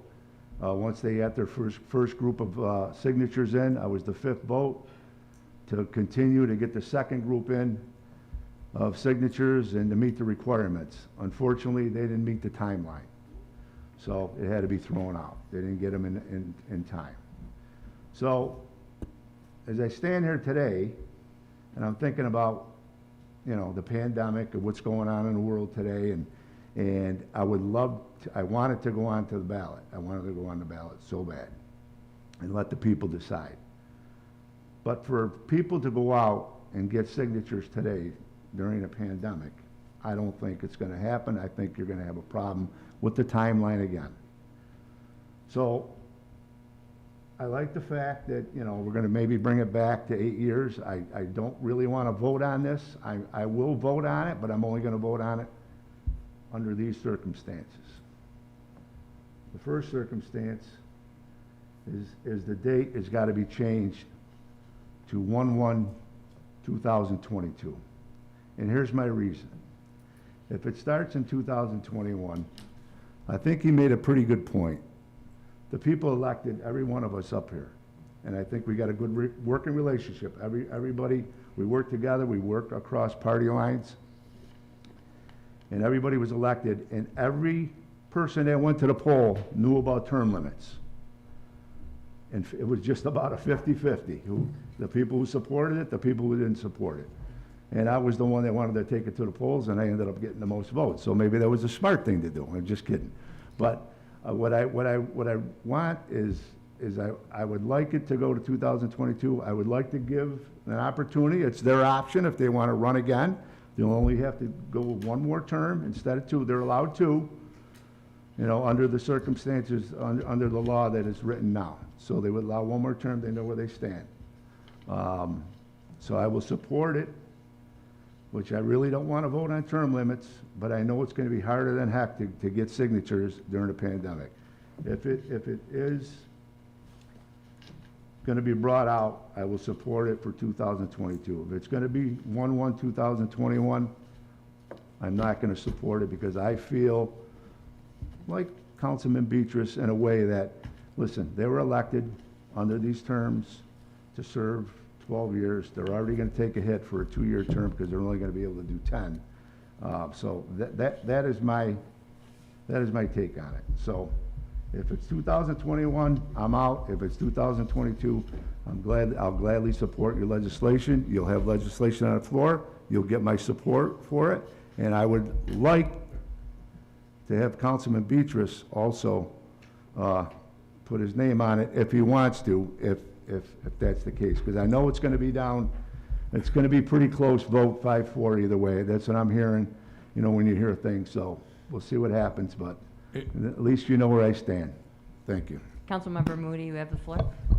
I will say this, if it is brought out, if you put it in committee, that's okay. If you bring it out, I believe you want to vote on it today and vote on it tonight. Well, you can't. You can't vote on You it. can't vote on We it. could vote to lay it on. I the table. understand the parliamentary procedure. I just introduce and lay it on the table. That being said, whatever iteration of this, I'm assuming you're going to work from the third one. You have to do it. You can't rush it. Which is the third one? The one that you sent me with the crease. Greece, okay. Yes. Councilman Moody, I think you're going to lead up to this, but I did want to make a point of order that it does need to also be in its final form while laying on the table. Right. Okay, great. Right. This currently does not have the break of term. That's important. If they, you know, I think about myself. I'm young. If I go get a PhD and come back, I wouldn't be able to serve Cornhill if I max out that time. So I don't support that. You would have to put it in that they can come back after a term. That way it's not consecutive. I think that's the intent of your law. The other thing is that it has to have the effective date of 21/1/22. 1/1/2022. That's what council. And that's if you want to go. This is your law. That's if you want to make those. I don't want to say compromises, but those inclusions of the council. So. Mm-hmm. No. Would that let the controller run one more time? Yes. Yes. Yeah. So with those, I'm gonna say that, and I'm done. But for consideration, effective date, allowing them to go and come back which the language I think that you would need for that is, the unless, one term has elapsed, and then, and whatever you decide to do, So would we just say one term is, unless one term is elapsed at the end of each of Madam those Chairman? sentences? Judge has the floor. Madam Chairman, Yes. Mr. Moody and other members of the council, this has to read that any mayor, president of the common council who has been elected, and 2 has to be in parentheses if you're going to go back to 4 years, and 3 has a line in it because that's the present law, has been elected to 2 4-year terms shall be ineligible to seek the same office again. Judge, could you add controller in? To seek the same office. No, you should just, who has been elected to, shall be ineligible to seek the same office following the second term. We can do this tonight 'cause we have very Now, little on our just agenda. a minute. Then when you get the member of the common council, it's any member of the common council who has been elected to 4, and that is in parentheses because that's the new one. 6 is this line through because that's the old one, shall be ineligible to be elected to the same office following the end of the 4th term.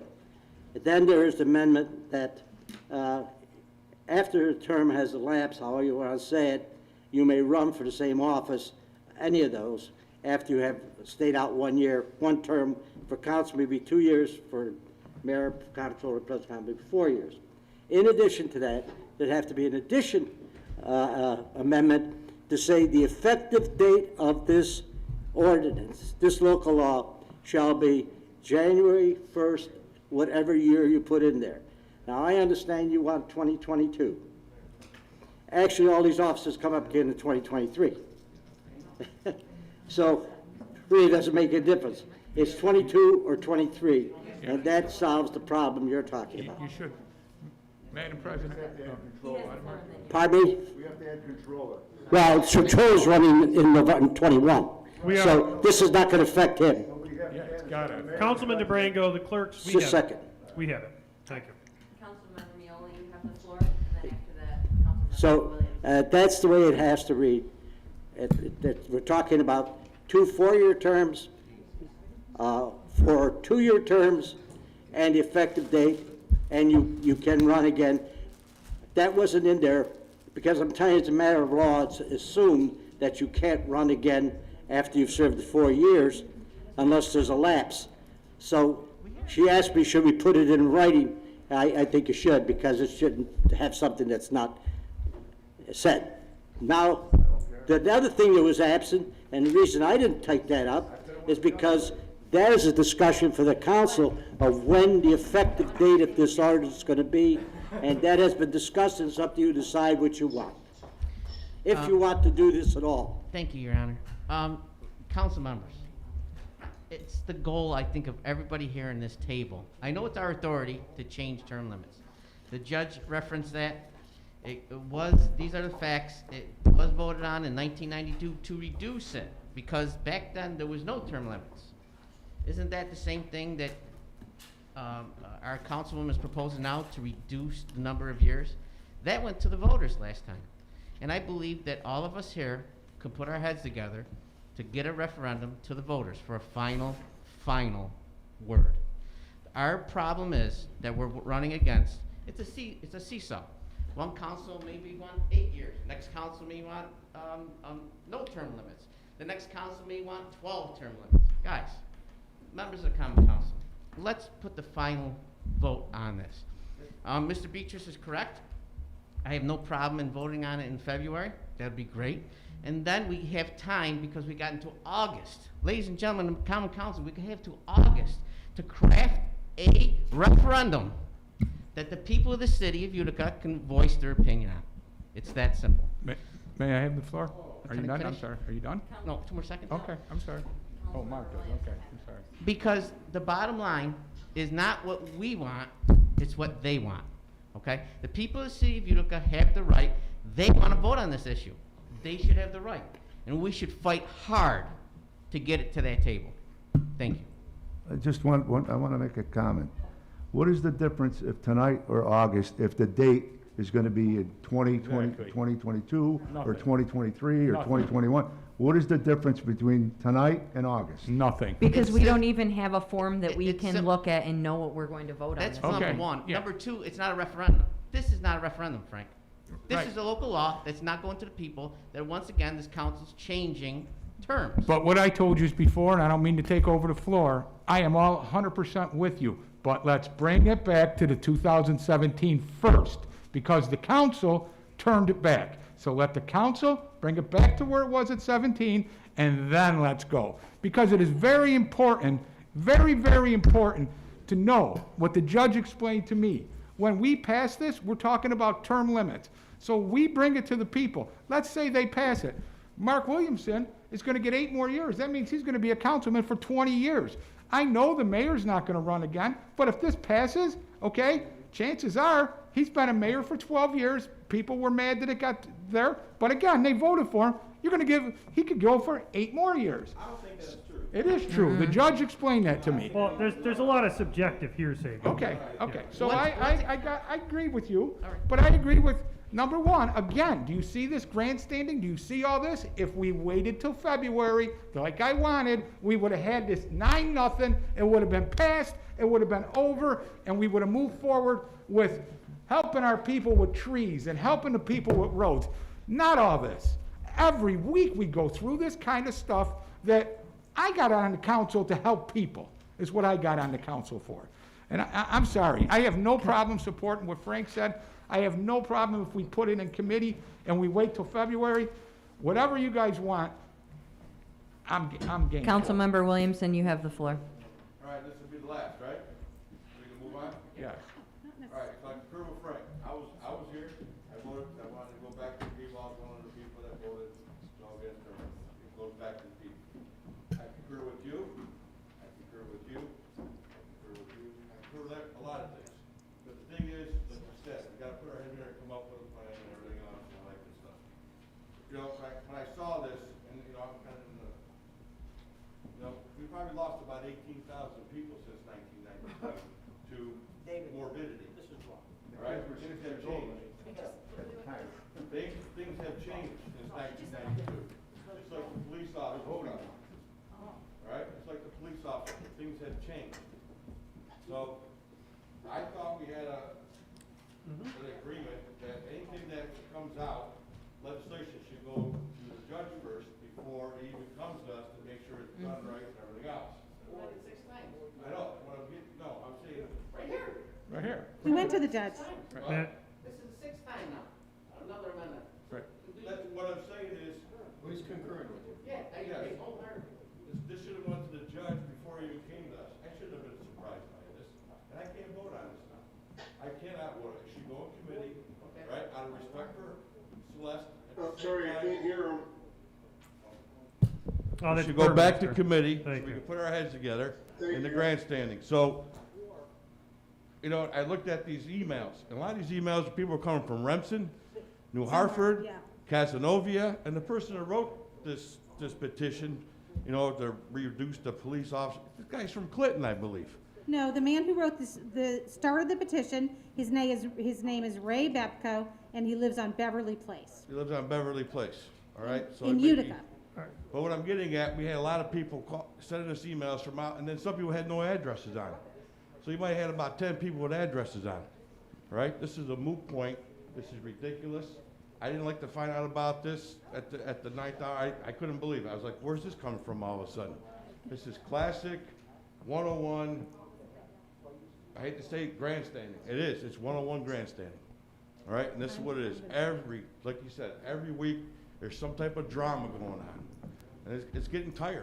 Our rules of, can All I, right, can I so, have the floor? well, actually, no, I have to request something of the chairperson of the pre-meeting conference. I'm all done. Majority Leader, we've run 15 minutes over. For those of you who've joined for the main meeting, this is not the main meeting. This is still our caucus, our pre-meeting conference of the Committee of the Whole. Can we please go around on this? It looks like there is some kind of intent to either put this in committee, et cetera, but that can only be solved at the main meeting when we actually make those motions. So can you, move this along, please? Yeah. Yeah, All right, thank you. it's on you now. You know, it's our rules of order You are. can, wait, just 1 second. Okay. If it's going to be long, can we save this? We'll talk about it in committee. I know that you wanna rebuttal it. I and wanna you- rebut just one thing very quickly. I understand that, but we've already gone Okay, 15 minutes okay. over and, Okay. thank you. Meeting adjourned? All right, everyone stay on this WebEx. There's only one meeting this evening. We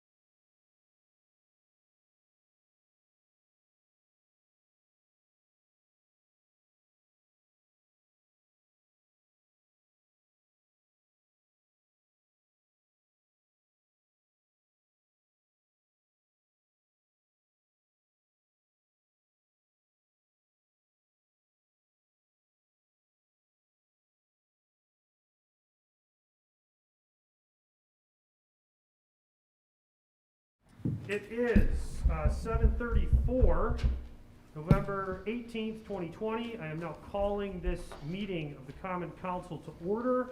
Clerk, please call the roll. McNeil, Burmaster, Friend, Miola, Moody, Beatrice, Williamson, Lometico, DeBringo, Galimi, all present. Please rise for the Pledge of Allegiance, followed by a moment of silence for the deceased members of the council. Pledge allegiance to the flag of the United States of America, and to the republic for which it stands, one nation, under God, indivisible, with liberty and justice for all.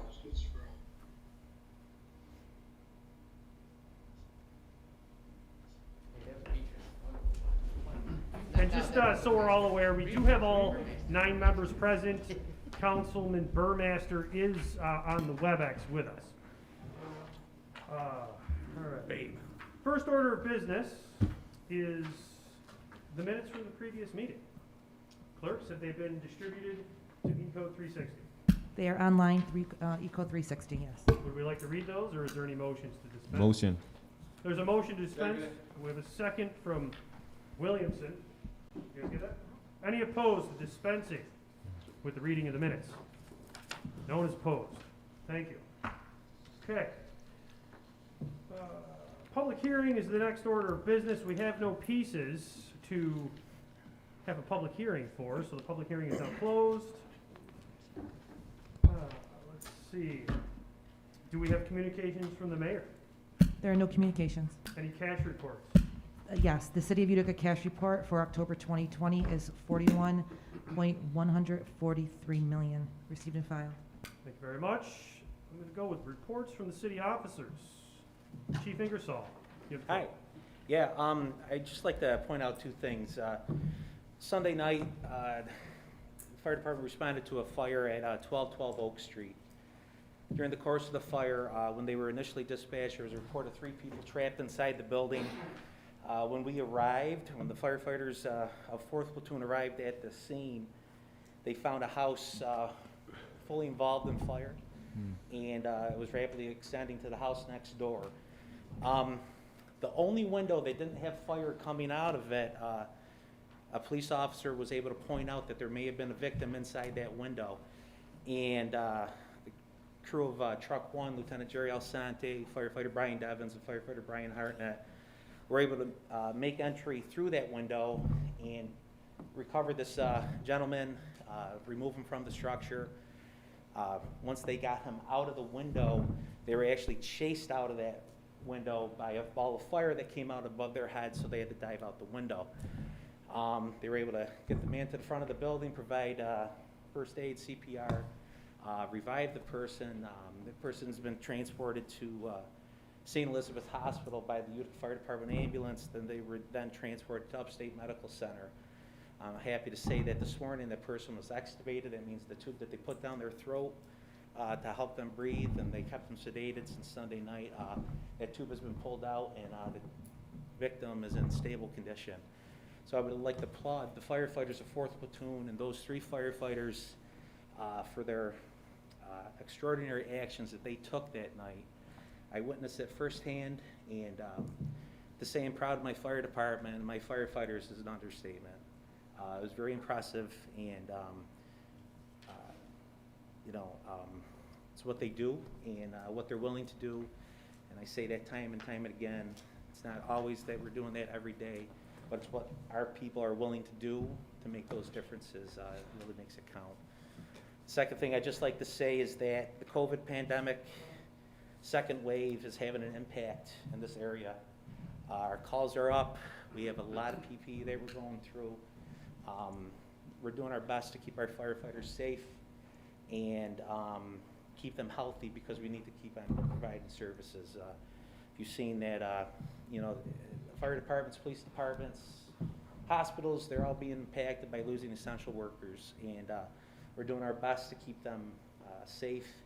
This pandemic is absolutely going to have an impact on the city, on the fire department, and we're going to do our best to keep on providing the services that we've been known to provide. Thank you. Thank you very much. Anything else? That's quite a bit. Thank you very much. No, and seriously, everybody also extends the thank you to the service that you and your firemen are doing. Thank you. Captain Coramato from the Utica Police Department is on. You have the floor. We have nothing to report. All right, thank you. Thank you for the attention during the meeting. You're out there in the netherland of the cloud and listening to all this, so thank you. All right, Commissioner Thomas, anything to report? No. Okay, Corporation Counsel, you're on. Do you have anything to report? Nothing to report, Mr. President, thank you. Thank you very much. I believe the Budget Director is still on. Heather Mowat, anything this evening? Nothing to report. Thank you very much. Okay. That closes that order of business. Petitions, remonstrances, appeals, and any legislation from the floor. First District Councilmember Majority Leader Maria McNeely has the floor. Thank you, Mr. President. First off, I just wanted to wish everybody a happy Thanksgiving, and hopefully everybody can stay safe and healthy, whether that's staying home or being with your family members and just taking as many precautions as you possibly can. Next, I'd like to move resolution number 1. It's a resolution calling for a public hearing, adopting of the new zoning plan and map for the city of Utica. Whereas pursuant to New York General City Law 20, and City of Utica is authorized to adopt zoning regulations, and whereas the City of Utica last conducted a significant update to its zoning map and zoning ordinance in 1994, and whereas the City of Utica Common Council adopted a new comprehensive plan for the city in the late 2011, and a zoning map and zoning ordinance are two of the primary tools by which communities can implement a comprehensive plan, and whereas the City of Utica was awarded a $168,750 grant from the New York State Energy Research and Development Authorities through its Cleaner, Greener Communities program to undertake an update to its zoning ordinance, and whereas pursuant to said grant and in conjunction with the Elan Consulting, the Department of Urban and Economic Development has drafted an updated zoning ordinance that will support sustainable growth of the city's neighborhood, support community, business, and enterprise, and ensure the health and safety of the citizens of the city of Utica.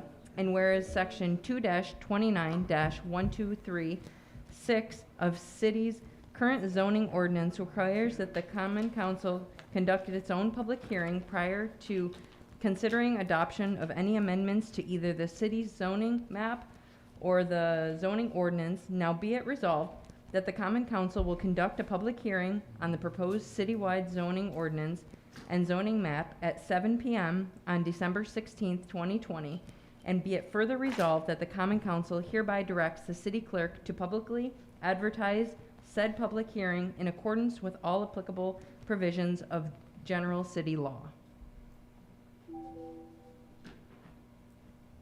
Is there a second? All right, Lemetico is the second. Before we go to the board, Burmaster, your vote?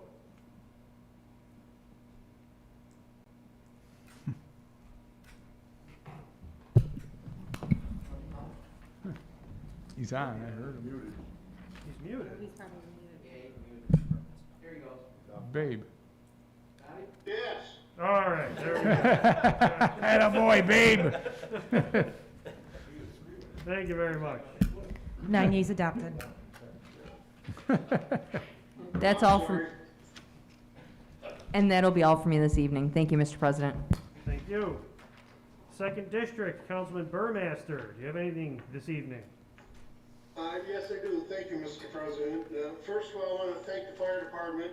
That fire was only 4 houses from where I live. And my kids were out watching, and they were so impressed. And I'm just grateful that nobody got hurt. I did hear that there were some animals lost, but I want to thank you again for the job the fire department does on a daily basis that nobody sees. Second of all, I like to wish everybody a happy Thanksgiving. And, it's a time of depression, and, reach out to your family and let them know that you're there for them. Reach out to your friends and let your friends know that you're there for them, and there's services out there. And just just be safe and enjoy your holidays and enjoy your families. Thank you, Mr. President. That's all I have. Thank you. Third District, Councilmember Celeste Friend, you have the floor. Thank you, Mr. President. Okay, I am going to introduce a piece of legislation as soon as I find it, and then I'm going to move to put it into committee. So this is a local law repealing section 2.023 parentheses D of the Utica City Charter as set forth in local law number 2 of 2017 and adopting a new section 2.023 parentheses D consecutive terms. Introductory local law number 5 of 2020. Be it enacted by the Common Council for the City of Utica. Section 1, Subdivision D, Section 2.023D of the Utica City Charter shall read as follows, consecutive terms. The term of office for mayor, controller, and president of the Common Council is 4 years. A person may serve 2 consecutive terms. The term of office of a member of the Common Council is 2 years. A person may serve 4 consecutive terms. A person who served the maximum consecutive terms for mayor, controller, president of the Common Council, or member of the Common Council may seek the same office again if one term has elapsed. The effective date of this local law shall be January 1, 2022. Is there a second? We have a second from Miola. We have to introduce it first, don't we? Well, if your motion was to introduce and commit, we Okay. can do it. Okay. We can do that at one? Yes. Okay. The motion was to introduce and commit. All right, so Right. there's a second for that. Your votes on the introduction and commit. And Mr. President, I'd like to qualify my vote when we're Yes, done. let me just, Burmaster, your vote on the introduction and placing this in committee? Yes. Okay, very good. Now we can go to the floor. Your votes, once everyone has their votes in, now you may qualify. Thank you. Okay, Don't- thank you. Don't call it yet. She can qualify. Yeah, okay. Sorry, just give me a second. No, it's quite all right. Okay. So, in 1992, the people of Utica voted by an overwhelming margin to place term limits on their elected officials. They voted to limit each elected official to 8 years in any one position. For 25 years, those term limits remained in effect. Then, in 2017, the Common Council voted for a new local law which overrode that 1992 referendum. The 2017 Common Council voted to override the will of the people of Utica. It was an incredibly contentious and bitter fight. The room was packed, and 18 people, including 2 former mayors, spoke out against it. But the council went ahead and voted to override the 1992 referendum and extend term limits. Last week, a constituent, Ray Bepko, forwarded to me an online petition that he had started that calls on us, the Common Council, to right the wrong committed in 2017. He sent it to me on Thursday morning. I always believed that what the 2017 Common Council did was wrong, and my colleagues knew that. So I decided, looking at that petition on Thursday morning, that it was time to move forward with legislation that would restore the 1992 term limits, restore the will of the voters. There's never a wrong time to do the right thing. So on Thursday morning, I sat down at my computer, wrote the very concise legislation, and then a press release to accompany it, and then a brief newsletter to my constituents explaining the legislation I had sent to the council and the judge and why I had done so. I asked them to communicate their views on my legislation to the council by emailing the city clerk. About an hour later, some of my constituents began to do so, and they've been doing so ever since. So to be clear and to clear up any misconceptions about the timeline, since there have been some public implications that my timeline doesn't make sense, here's what prompted me to write the legislation I then submitted. I received a petition on Thursday morning. I then wrote legislation, a press release, and a newsletter, and my constituents started emailing the clerk a while after that. I want to say one important thing about term limits. Reasonable and well-intentioned people can disagree about them. There are good arguments to be made both for and against them. But what we have to decide here is not whether term limits are good or bad, or even whether they should be 8 years or 12 years. What we have to decide is whether we believe in democracy. We have to decide whether we, who are elected by the people, are going to respect the will of those people.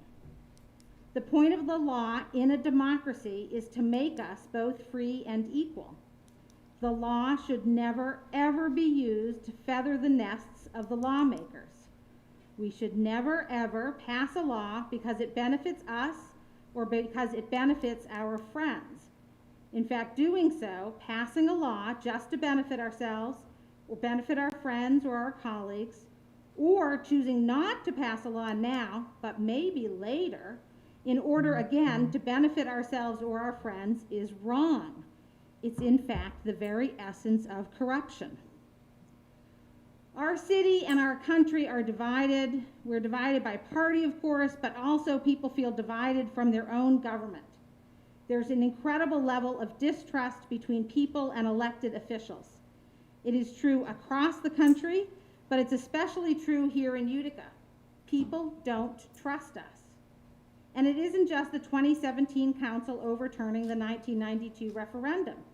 It's also the overturning of the referendum requiring police to live in Utica, and then the recent ignoring of the paving referendum and giving the mayor a raise during a pandemic, which would certainly mean financial hardship for our fellow Uticans. For all these reasons, too many people in Utica have come to the conclusion that we aren't interested in representing them as much as we are interested in representing ourselves and our political friends. So now we have an opportunity to begin to rebuild that trust. It won't be easy, and we will not win back that trust with a single vote, but here we have a good opportunity to begin to rebuild that trust. Some have suggested that we shouldn't write a new local law. Rather, some argue that we ought to put this back to the voters with a new referendum in which the voters would get to decide this issue. It has even been suggested that the Common Council passing a local law now would be the same mistake that the Common Council made in 2017. Namely, we would be deciding the issue ourselves rather than going back to the voters. But here's the thing. The 2017 Common Council law overrode the will of the voters, whereas this law, the one that we are debating and have been debating today, would not override the will of the voters. It would, one, override the Common Council decision of 2017, and two, it would thereby reinstate the will of the voters. We already know the will of the voters. They spoke loud and clear in 1992, and they spoke loud and clear when they filled this room in 2017, and they continue to speak loud and clear as they have been signing petitions and emailing the council in large numbers over the last several days. The will of the voters is no mystery here. They want us to undo the terrible, trust-eroding, undemocratic vote of 2017. Moreover, we need not choose between a referendum and a local law. We can do both. We can vote for this local law now and still decide that we want to go back to the people and ask them to vote to reinforce this local law or refine it or adjust it. It's a false dichotomy to argue that we shouldn't pass a local law because we should fix this through a referendum. We can, in fact, do both. People have asked me why I brought this now. As I said, I was presented with a specific and clear request from my constituents last Thursday. But from the beginning of my term, constituents have brought this issue to me. I have consistently heard from them about how much the term limit extension in 2017 has undermined their trust in us. But let me turn this question around. Why not do this now? What reasons do we have to postpone this? Yes, there are currently 4 elected officials in the city who would not be eligible to be reelected if we pass this law now. Now I've changed it a little bit. We have a different effective date. Council members Lemetico and Williamson are each in their 4th 2-year terms. President Galimi and Controller Morehouse are each in their 2nd of 4-year terms. 2 Democrats and 2 Republicans, by the way. This really isn't about party. I would rather that might not be part of that consideration because it did not really, it's moot. Like my personal involvement in this is completely moot. All right. Okay. And you're incorrect on mine as well, but you've been incorrect on 2 or 3 things you said tonight, but Okay. I'll No, let no, that no, I pass. just wanted to make that note about, just don't go after what she's saying, I just, you know. Well, she's giving falsehoods Well, like, that's- you know, I we, want- for the heck of Hold it, on. we reduced, Councilman the Lomarico. paving to $3 million, so we wouldn't put the city in Please- bankruptcy and please, things of that nature, you know, you gotta watch what you're Hang on, saying. you'll have the floor in a moment. You know what, I shouldn't have said anything, but the reality is, during remonstrances, if you'd like to rationalize this, please. Well, you If gotta don't tell the make it truth if you're gonna get Don't them. make it personal is my point, so continue so that there's not all this going on. Yes, thank you. And be truthful with what you say Uh, too, thank you. Continue. Remonstrances is subjective opinion. She may say what she wishes. Yeah, there's people listening outside that Please- consider it the please truth, continue. and Please- what she is saying has please been false. continue. Please continue, Councilperson Friend. Thank you. Thank you very much. All right. Councilperson Friend, I'm sorry. I'm just gonna continue. wait. I'm just gonna wait. Well, a tell the second. truth, that's all I'm asking. Well, You're giving stuff Councilman that isn't Lomarico, true. Councilman Lomarico, That's bullshit. no, Councilman Lomarico, please. I'm calling the meeting to order so the councilperson friend can continue. I did interrupt for a reason. I wanted to ensure that the rest of what Well, is so did I is not too. personal. Yes, but just councilperson friend. No, I'll wait. You can have the floor back now. No, just, All right. oh, Jesus.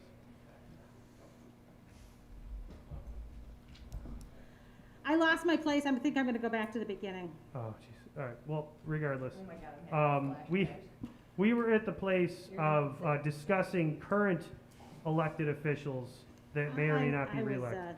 Thank you. being sarcastic.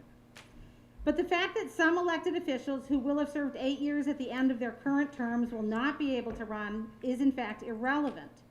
We should only pass laws that. Then you best- shouldn't have mentioned their names. All right, just continue. Councilman, let it go. Let it go. All right, please, I will say no. please. He's right, though. Thank you. Hate to say it. As you were saying. We should only pass laws that benefit the city as a whole and that express the will of the people. We cannot pass laws in order to benefit ourselves. It is the deepest betrayal of trust that this whole fragile democracy depends on. Thank you. All right. Call the vote, clerk, please. Yes, thank you.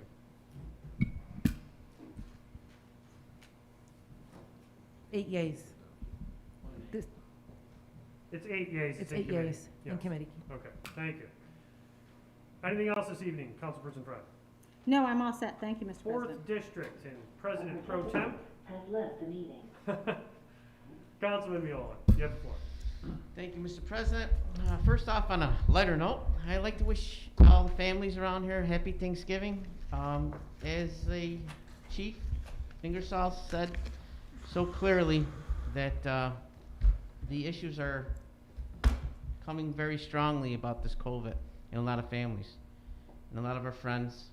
So whatever anybody can possibly do to help out and try to control the virus and do the right things, you wash the hands, wear the mask, stay 6 to 10 feet, please do the best you can. There's nobody, especially our Oneida County exec doesn't want to close anything down, doesn't want to shut anything down. We want to keep the gyms open. We want to keep everybody running. We want to start our economic steps back to where we used to be. But we can't do that if this virus is starting to endanger lives again. So whatever precautions that anybody can take in this area, in this place, please take those precautions. I'd like to just touch on a few things. Our councilwoman wants to bring a piece of legislation to our table that brings it back to 1992. She said several times, voters. Well, there's an average of 10,000 voters that every year vote citywide. I can't tell what those 10,000 voters would like. I don't think anybody here could tell. So our best bet is very simple. Bring it to the ballot. Let the people make the final choice. seesawing from one council, 12 years, like she said, 2017. Possibly this council putting it back to 8 years. What, the next council gonna put it back to no term limits? There's not a definitive choice. I do believe that whatever choice that the people of the city of Utica make concerning term limits should be the choice that we see in the future. There are people who will get hurt if we change this. As she said, there's elected officials that will get hurt if this change. They won't be able to run. So that means the voters of this city won't have choices. More choices. Okay, you got 3 heads of lettuce or 2 heads of lettuce. I got 3 heads of lettuce I can choose from, or I can choose 2. The more people we have choices on the ballot, the better off people have the opportunity to vote who they believe is the best suited for these seats. Transparency. How transparent can you get by just bringing it to the people? The words like reinstate the will of the people. How do you know that the same people in 1992 will follow the same steps in 2021 or in 2020? We don't know. People change. Minds change. We all change. We don't know until we bring it to the ballot. So I'm just asking my colleagues, I know that all of us together are working together to bring a referendum together to the people next year in November. And I appreciate all the hard work and all the great thoughts that we're putting together to make this happen. Thank you, and once again, everybody, happy Thanksgiving. 5th District, Councilman Moody, you have the floor. Thank you, Mr. President. I want to echo happy Thanksgiving to all the folks. I'm looking forward to fried chicken and turkey, collard greens, macaroni and cheese, and all the other stuff that doesn't go together, but it's like a buffet at my house on Thanksgiving. I want to also encourage folks to wear a mask and to let's flatten the curve that is beginning to spike up again. I want to also give a shout out to the Youth Council who this week passed a resolution. Of course, we're just teaching them how the legislative process works. These are not things that necessarily come to the council, but it's their way to kind of learn the process of how we do things here in the Real Common Council. And they passed a resolution to put mental health posters in all of the public buildings that the city owns, and I think that is a good recommendation, and I think the clerk already forwarded that to the council, but I think it's a nice gesture to include some mental health literature in all of the public buildings that the city owns. They also did a mental health town hall virtually, which was well attended and had parents and community leaders and young people talking about mental health during this pandemic, which we all know is a concerning issue. And so it's exciting to know that the Youth Council is thinking about those types of things, mental health and public health type of issues. I also want to talk about the issue of term limits. Of course, I support term limits. I think all of us here support term limits. I think that Councilman Beatrice is right. The reality of it was last time it was a political question. People cared little about the council. It was about if the mayor should have a 3rd term. I think now, though, the mayor has already gotten the 3rd term. He was elected. And I think now that the question is, if we are to return it, the process by which to do that, and the best way by which to go about that, and a law that is clear, concise, that we all agree upon. So I was prepared to vote now because I believe in term limits. I can vote in February. I can vote if I'm reelected the next time around. Whenever it's brought before me, I'm going to vote for term limits. I'm not introducing it because it wasn't my idea to introduce it. But whenever it's brought before me to vote on term limits, I'm supporting term limits because I believe in it. So that's where I stand. So whether that's now, February, Councilperson Friend, Councilman Beatrice, Councilman Miola through referendum, I think we all, and I want the city to know, that we all on this council support term limits. I think the argument and the question tonight was and is the best way, the best process, and what form by which to achieve the goal of term limits. That being said, Mr. President, I want to introduce and commit Ordinance number 3, ordinance establishing minority and women business certification program in the city of Utica, New York. I want to introduce that and commit it to the Urban and Economic Development Committee. Councilman Jack LaMedico. Any opposed to that introduction and commit of the ordinance establishing minority and women business certification program in the city of New York? And also, I'm City of adding Utica, New York, sorry. Councilman LaMedico's name to that. Okay. Any opposed? All right. It's been introduced and it's in committee. What committee would you like that in? Committee of the Urban. whole? I mean, they're all committee, they're all Well, 9 yeah, people. but Urban and Economic All right, Development. we'll put it in specifically. urban and economic. Thank you. That's all for me, Mr. President. Thank you very much. Councilman Beatrice. Yes. 6th Ward. Thank you, Mr. President. First thing I'll reiterate to everybody else, I want to wish everybody a happy Thanksgiving. And also, I would like to thank Fire Chief on you guys' great work. You work continuously hard and you do great things. And taxpayers of the city of Utica are very lucky to have you guys. I'd also like to congratulate my daughter. She's a labor delivery nurse at St. Luke's. She's going to stay there working per diem, but she took a job traveling nurse She's working. Her first job is in Glens Falls, and I just got to say how proud I am of her that she came that way, and she has done a lot for herself. The other thing I'd like to thank the people, especially Chief Brooks at the Utica Food Bank, for all the hard work that they're doing on making sure that the poor have food for Thanksgiving.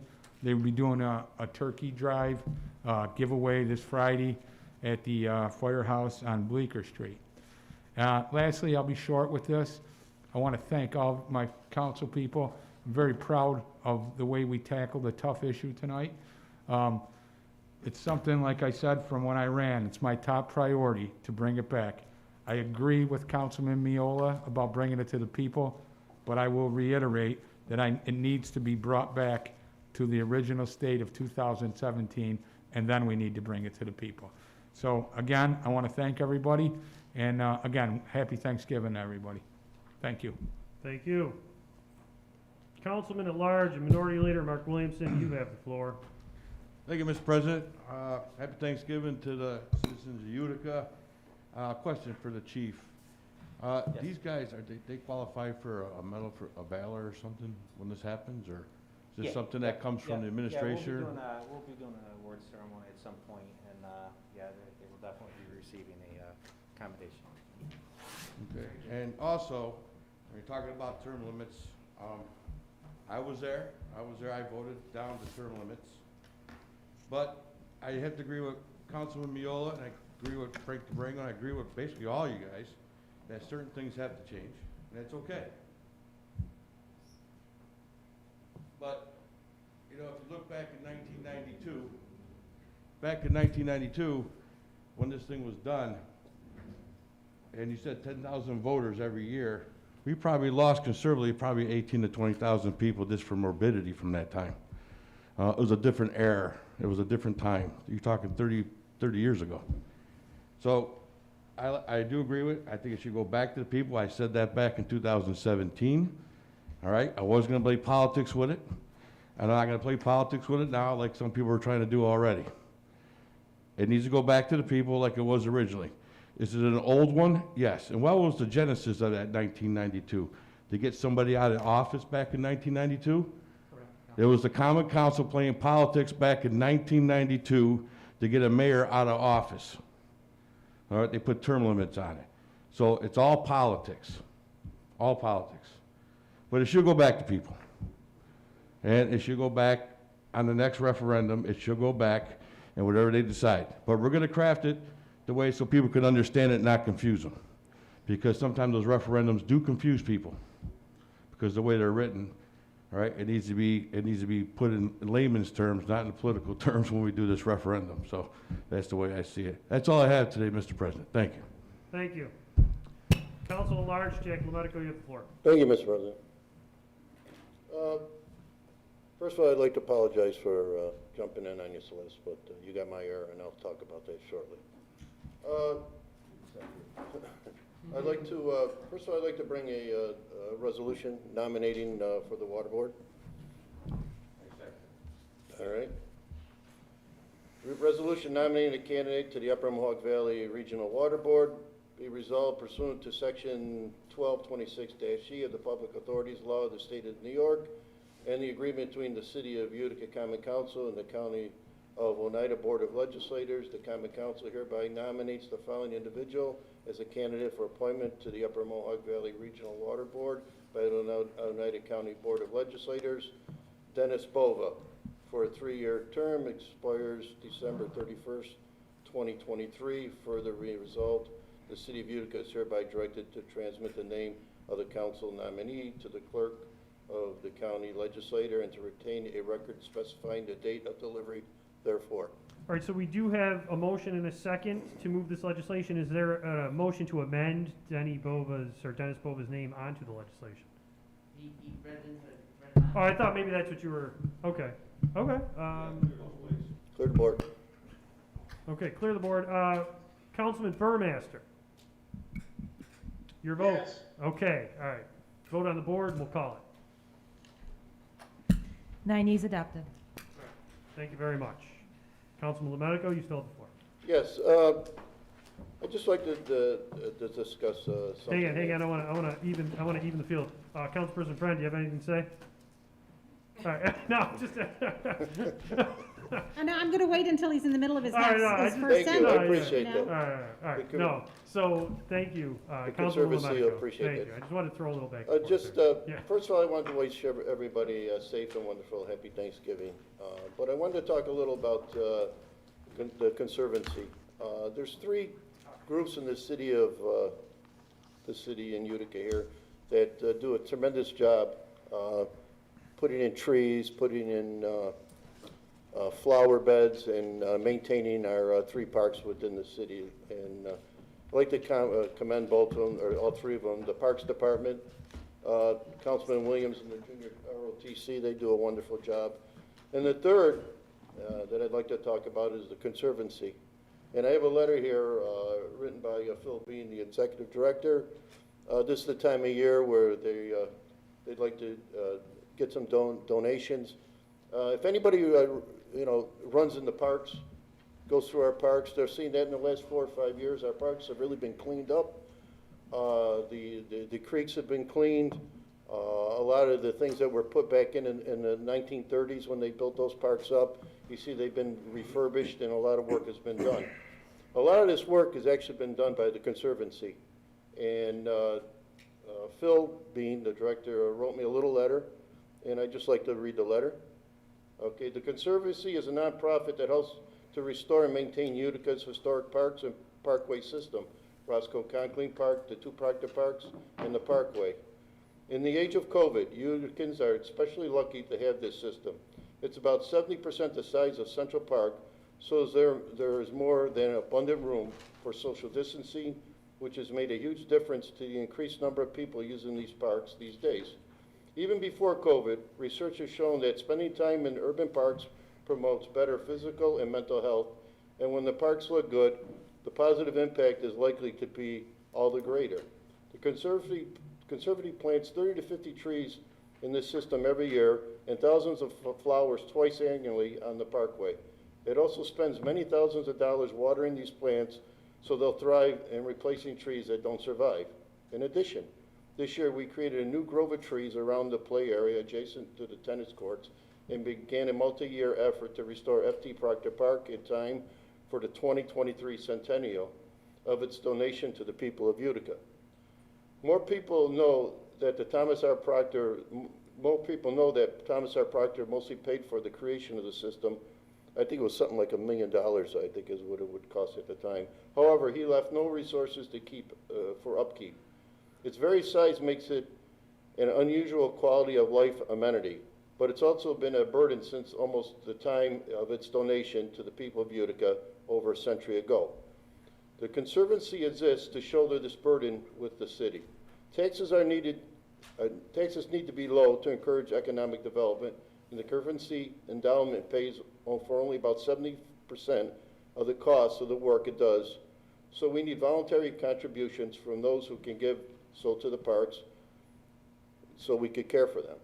The Conservancy has benefited greatly from the growing number of new donors who give $25 to $100. When enough people give at that rate or less, it adds up and can be accomplished, and a lot can be accomplished.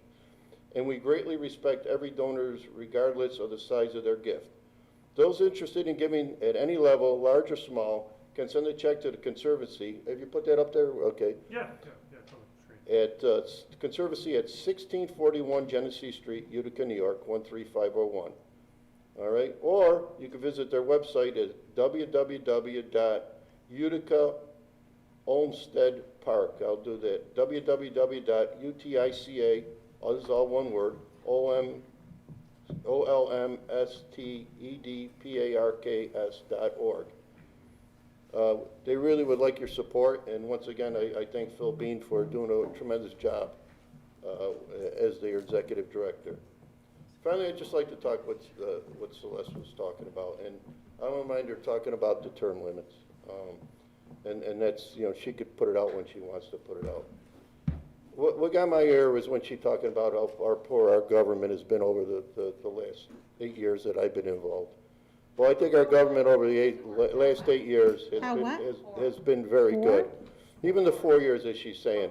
I go around the city of Utica and everybody's saying what a great job that we're doing, and how in the last 4 years, how much the city has changed, all right, for the better, all right? She also mentioned that we reduced it 3 to 5 million to 3 million. Well, there's a reason we did that. We reduced it to 3 million, and that's because we during the time of COVID, we felt that we had to reduce it because of our city taxes, and we don't want to burden the taxpayers next year with a higher tax rate because we use that $5 million up, which we actually have to borrow every year, and it's putting us well into the hole. And I'm not saying that that legislation that I did approve back then was the best idea we could have done. In reference to the police department, the police chief came up to us, and we knew this right along. It's been very, very difficult to find young people in this city, especially now with everybody beating on the police and saying how terrible the police department is, to even get people to put in for this job. So we took it, and it was quite, I don't know what the vote count was, but it was a majority of this unit here, this council here, that realized that we had to do something to make sure we have good qualified people to come onto the police force. So yes, once again, we did change that, and we did it for the better. So when we do things in this city, we do it, we don't do it for political reasons. Some people might grandstand for political reasons, but that's not anything I've ever done. So anything that I've ever done, and anything that this council has done since I've been on it, has been for the people of this city. So that's what got my ear, and I love this city, and everybody on this council I'm sure loves this city, and we only do things for the betterment of the city. We hear too many politicians year after year saying how terrible government is, how it downgrades, just to try to get the people behind them to get votes so they vote for them. Well, I got to tell you right now, this city's doing a great job. I think our mayor's doing a great job. I think this council's doing a great job. And I respect every person on this council, even you, Celeste, even though sometimes you don't come out with the truth. So I just would like to end with this. Once again, I hope everybody has a happy Thanksgiving and stay safe. Thank you. Thank you. Councilman DeBrango, Council at Large, you have the floor. Last but not least. I'm going to say a little something after. Okay, great.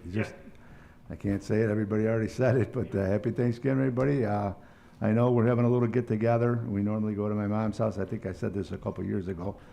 Half of us aren't going to be there this year because of the COVID, and we want to try to abide by the rules, but we'll make the best of it. We always have that Zoom meeting, so I get all my family members together, and we all Zoom in and we kind of chat. So that's going to be a good day. It's not the same. As far as the term limits, they are limited. Everybody said term limit. They're limited to 12 years and not 8 years. So if you look at these Congress people, you look at the people in the Senate, I mean, years and years and years. The county government, there's no term limits. It's only here in Utica, New York. And I think Mark said it right. Back in '92, Mayor LaPola was the mayor, and they wanted him out, and they got him out. And that's the only way they got him out, to come up with this referendum. So, I'm for putting this to vote for the people. You know that. I've said that since day one. I would love to have it. We have to find a way to do it. I have no problem with it. Putting it out to vote, let the people decide on if they want term limits or they don't want them at all. That's gonna be, hopefully we can get that done. I'm look forward to the committee meeting on this issue, and hopefully we can come to an agreement. I had my 61st birthday on November 15th on Sunday. And on the 17th, 2 days later, I had my second grandchild born. So it was the best present I could receive. A little boy, and it was 6 pounds, 11 ounces, 19 and a half inches long. It's a trying time because it was born in Rome Hospital because we don't have a pediatrics ward here. So he was born in Rome Hospital, but it was wasn't exciting. It was beautiful, don't get me wrong, but we couldn't be there, couldn't be there for that moment. And at 7 a.m. in the morning, I get a FaceTime on the phone and, a group of us, and that's when I saw my grandson for the first time. So it is some trying times out there. So with this COVID, you have to be careful.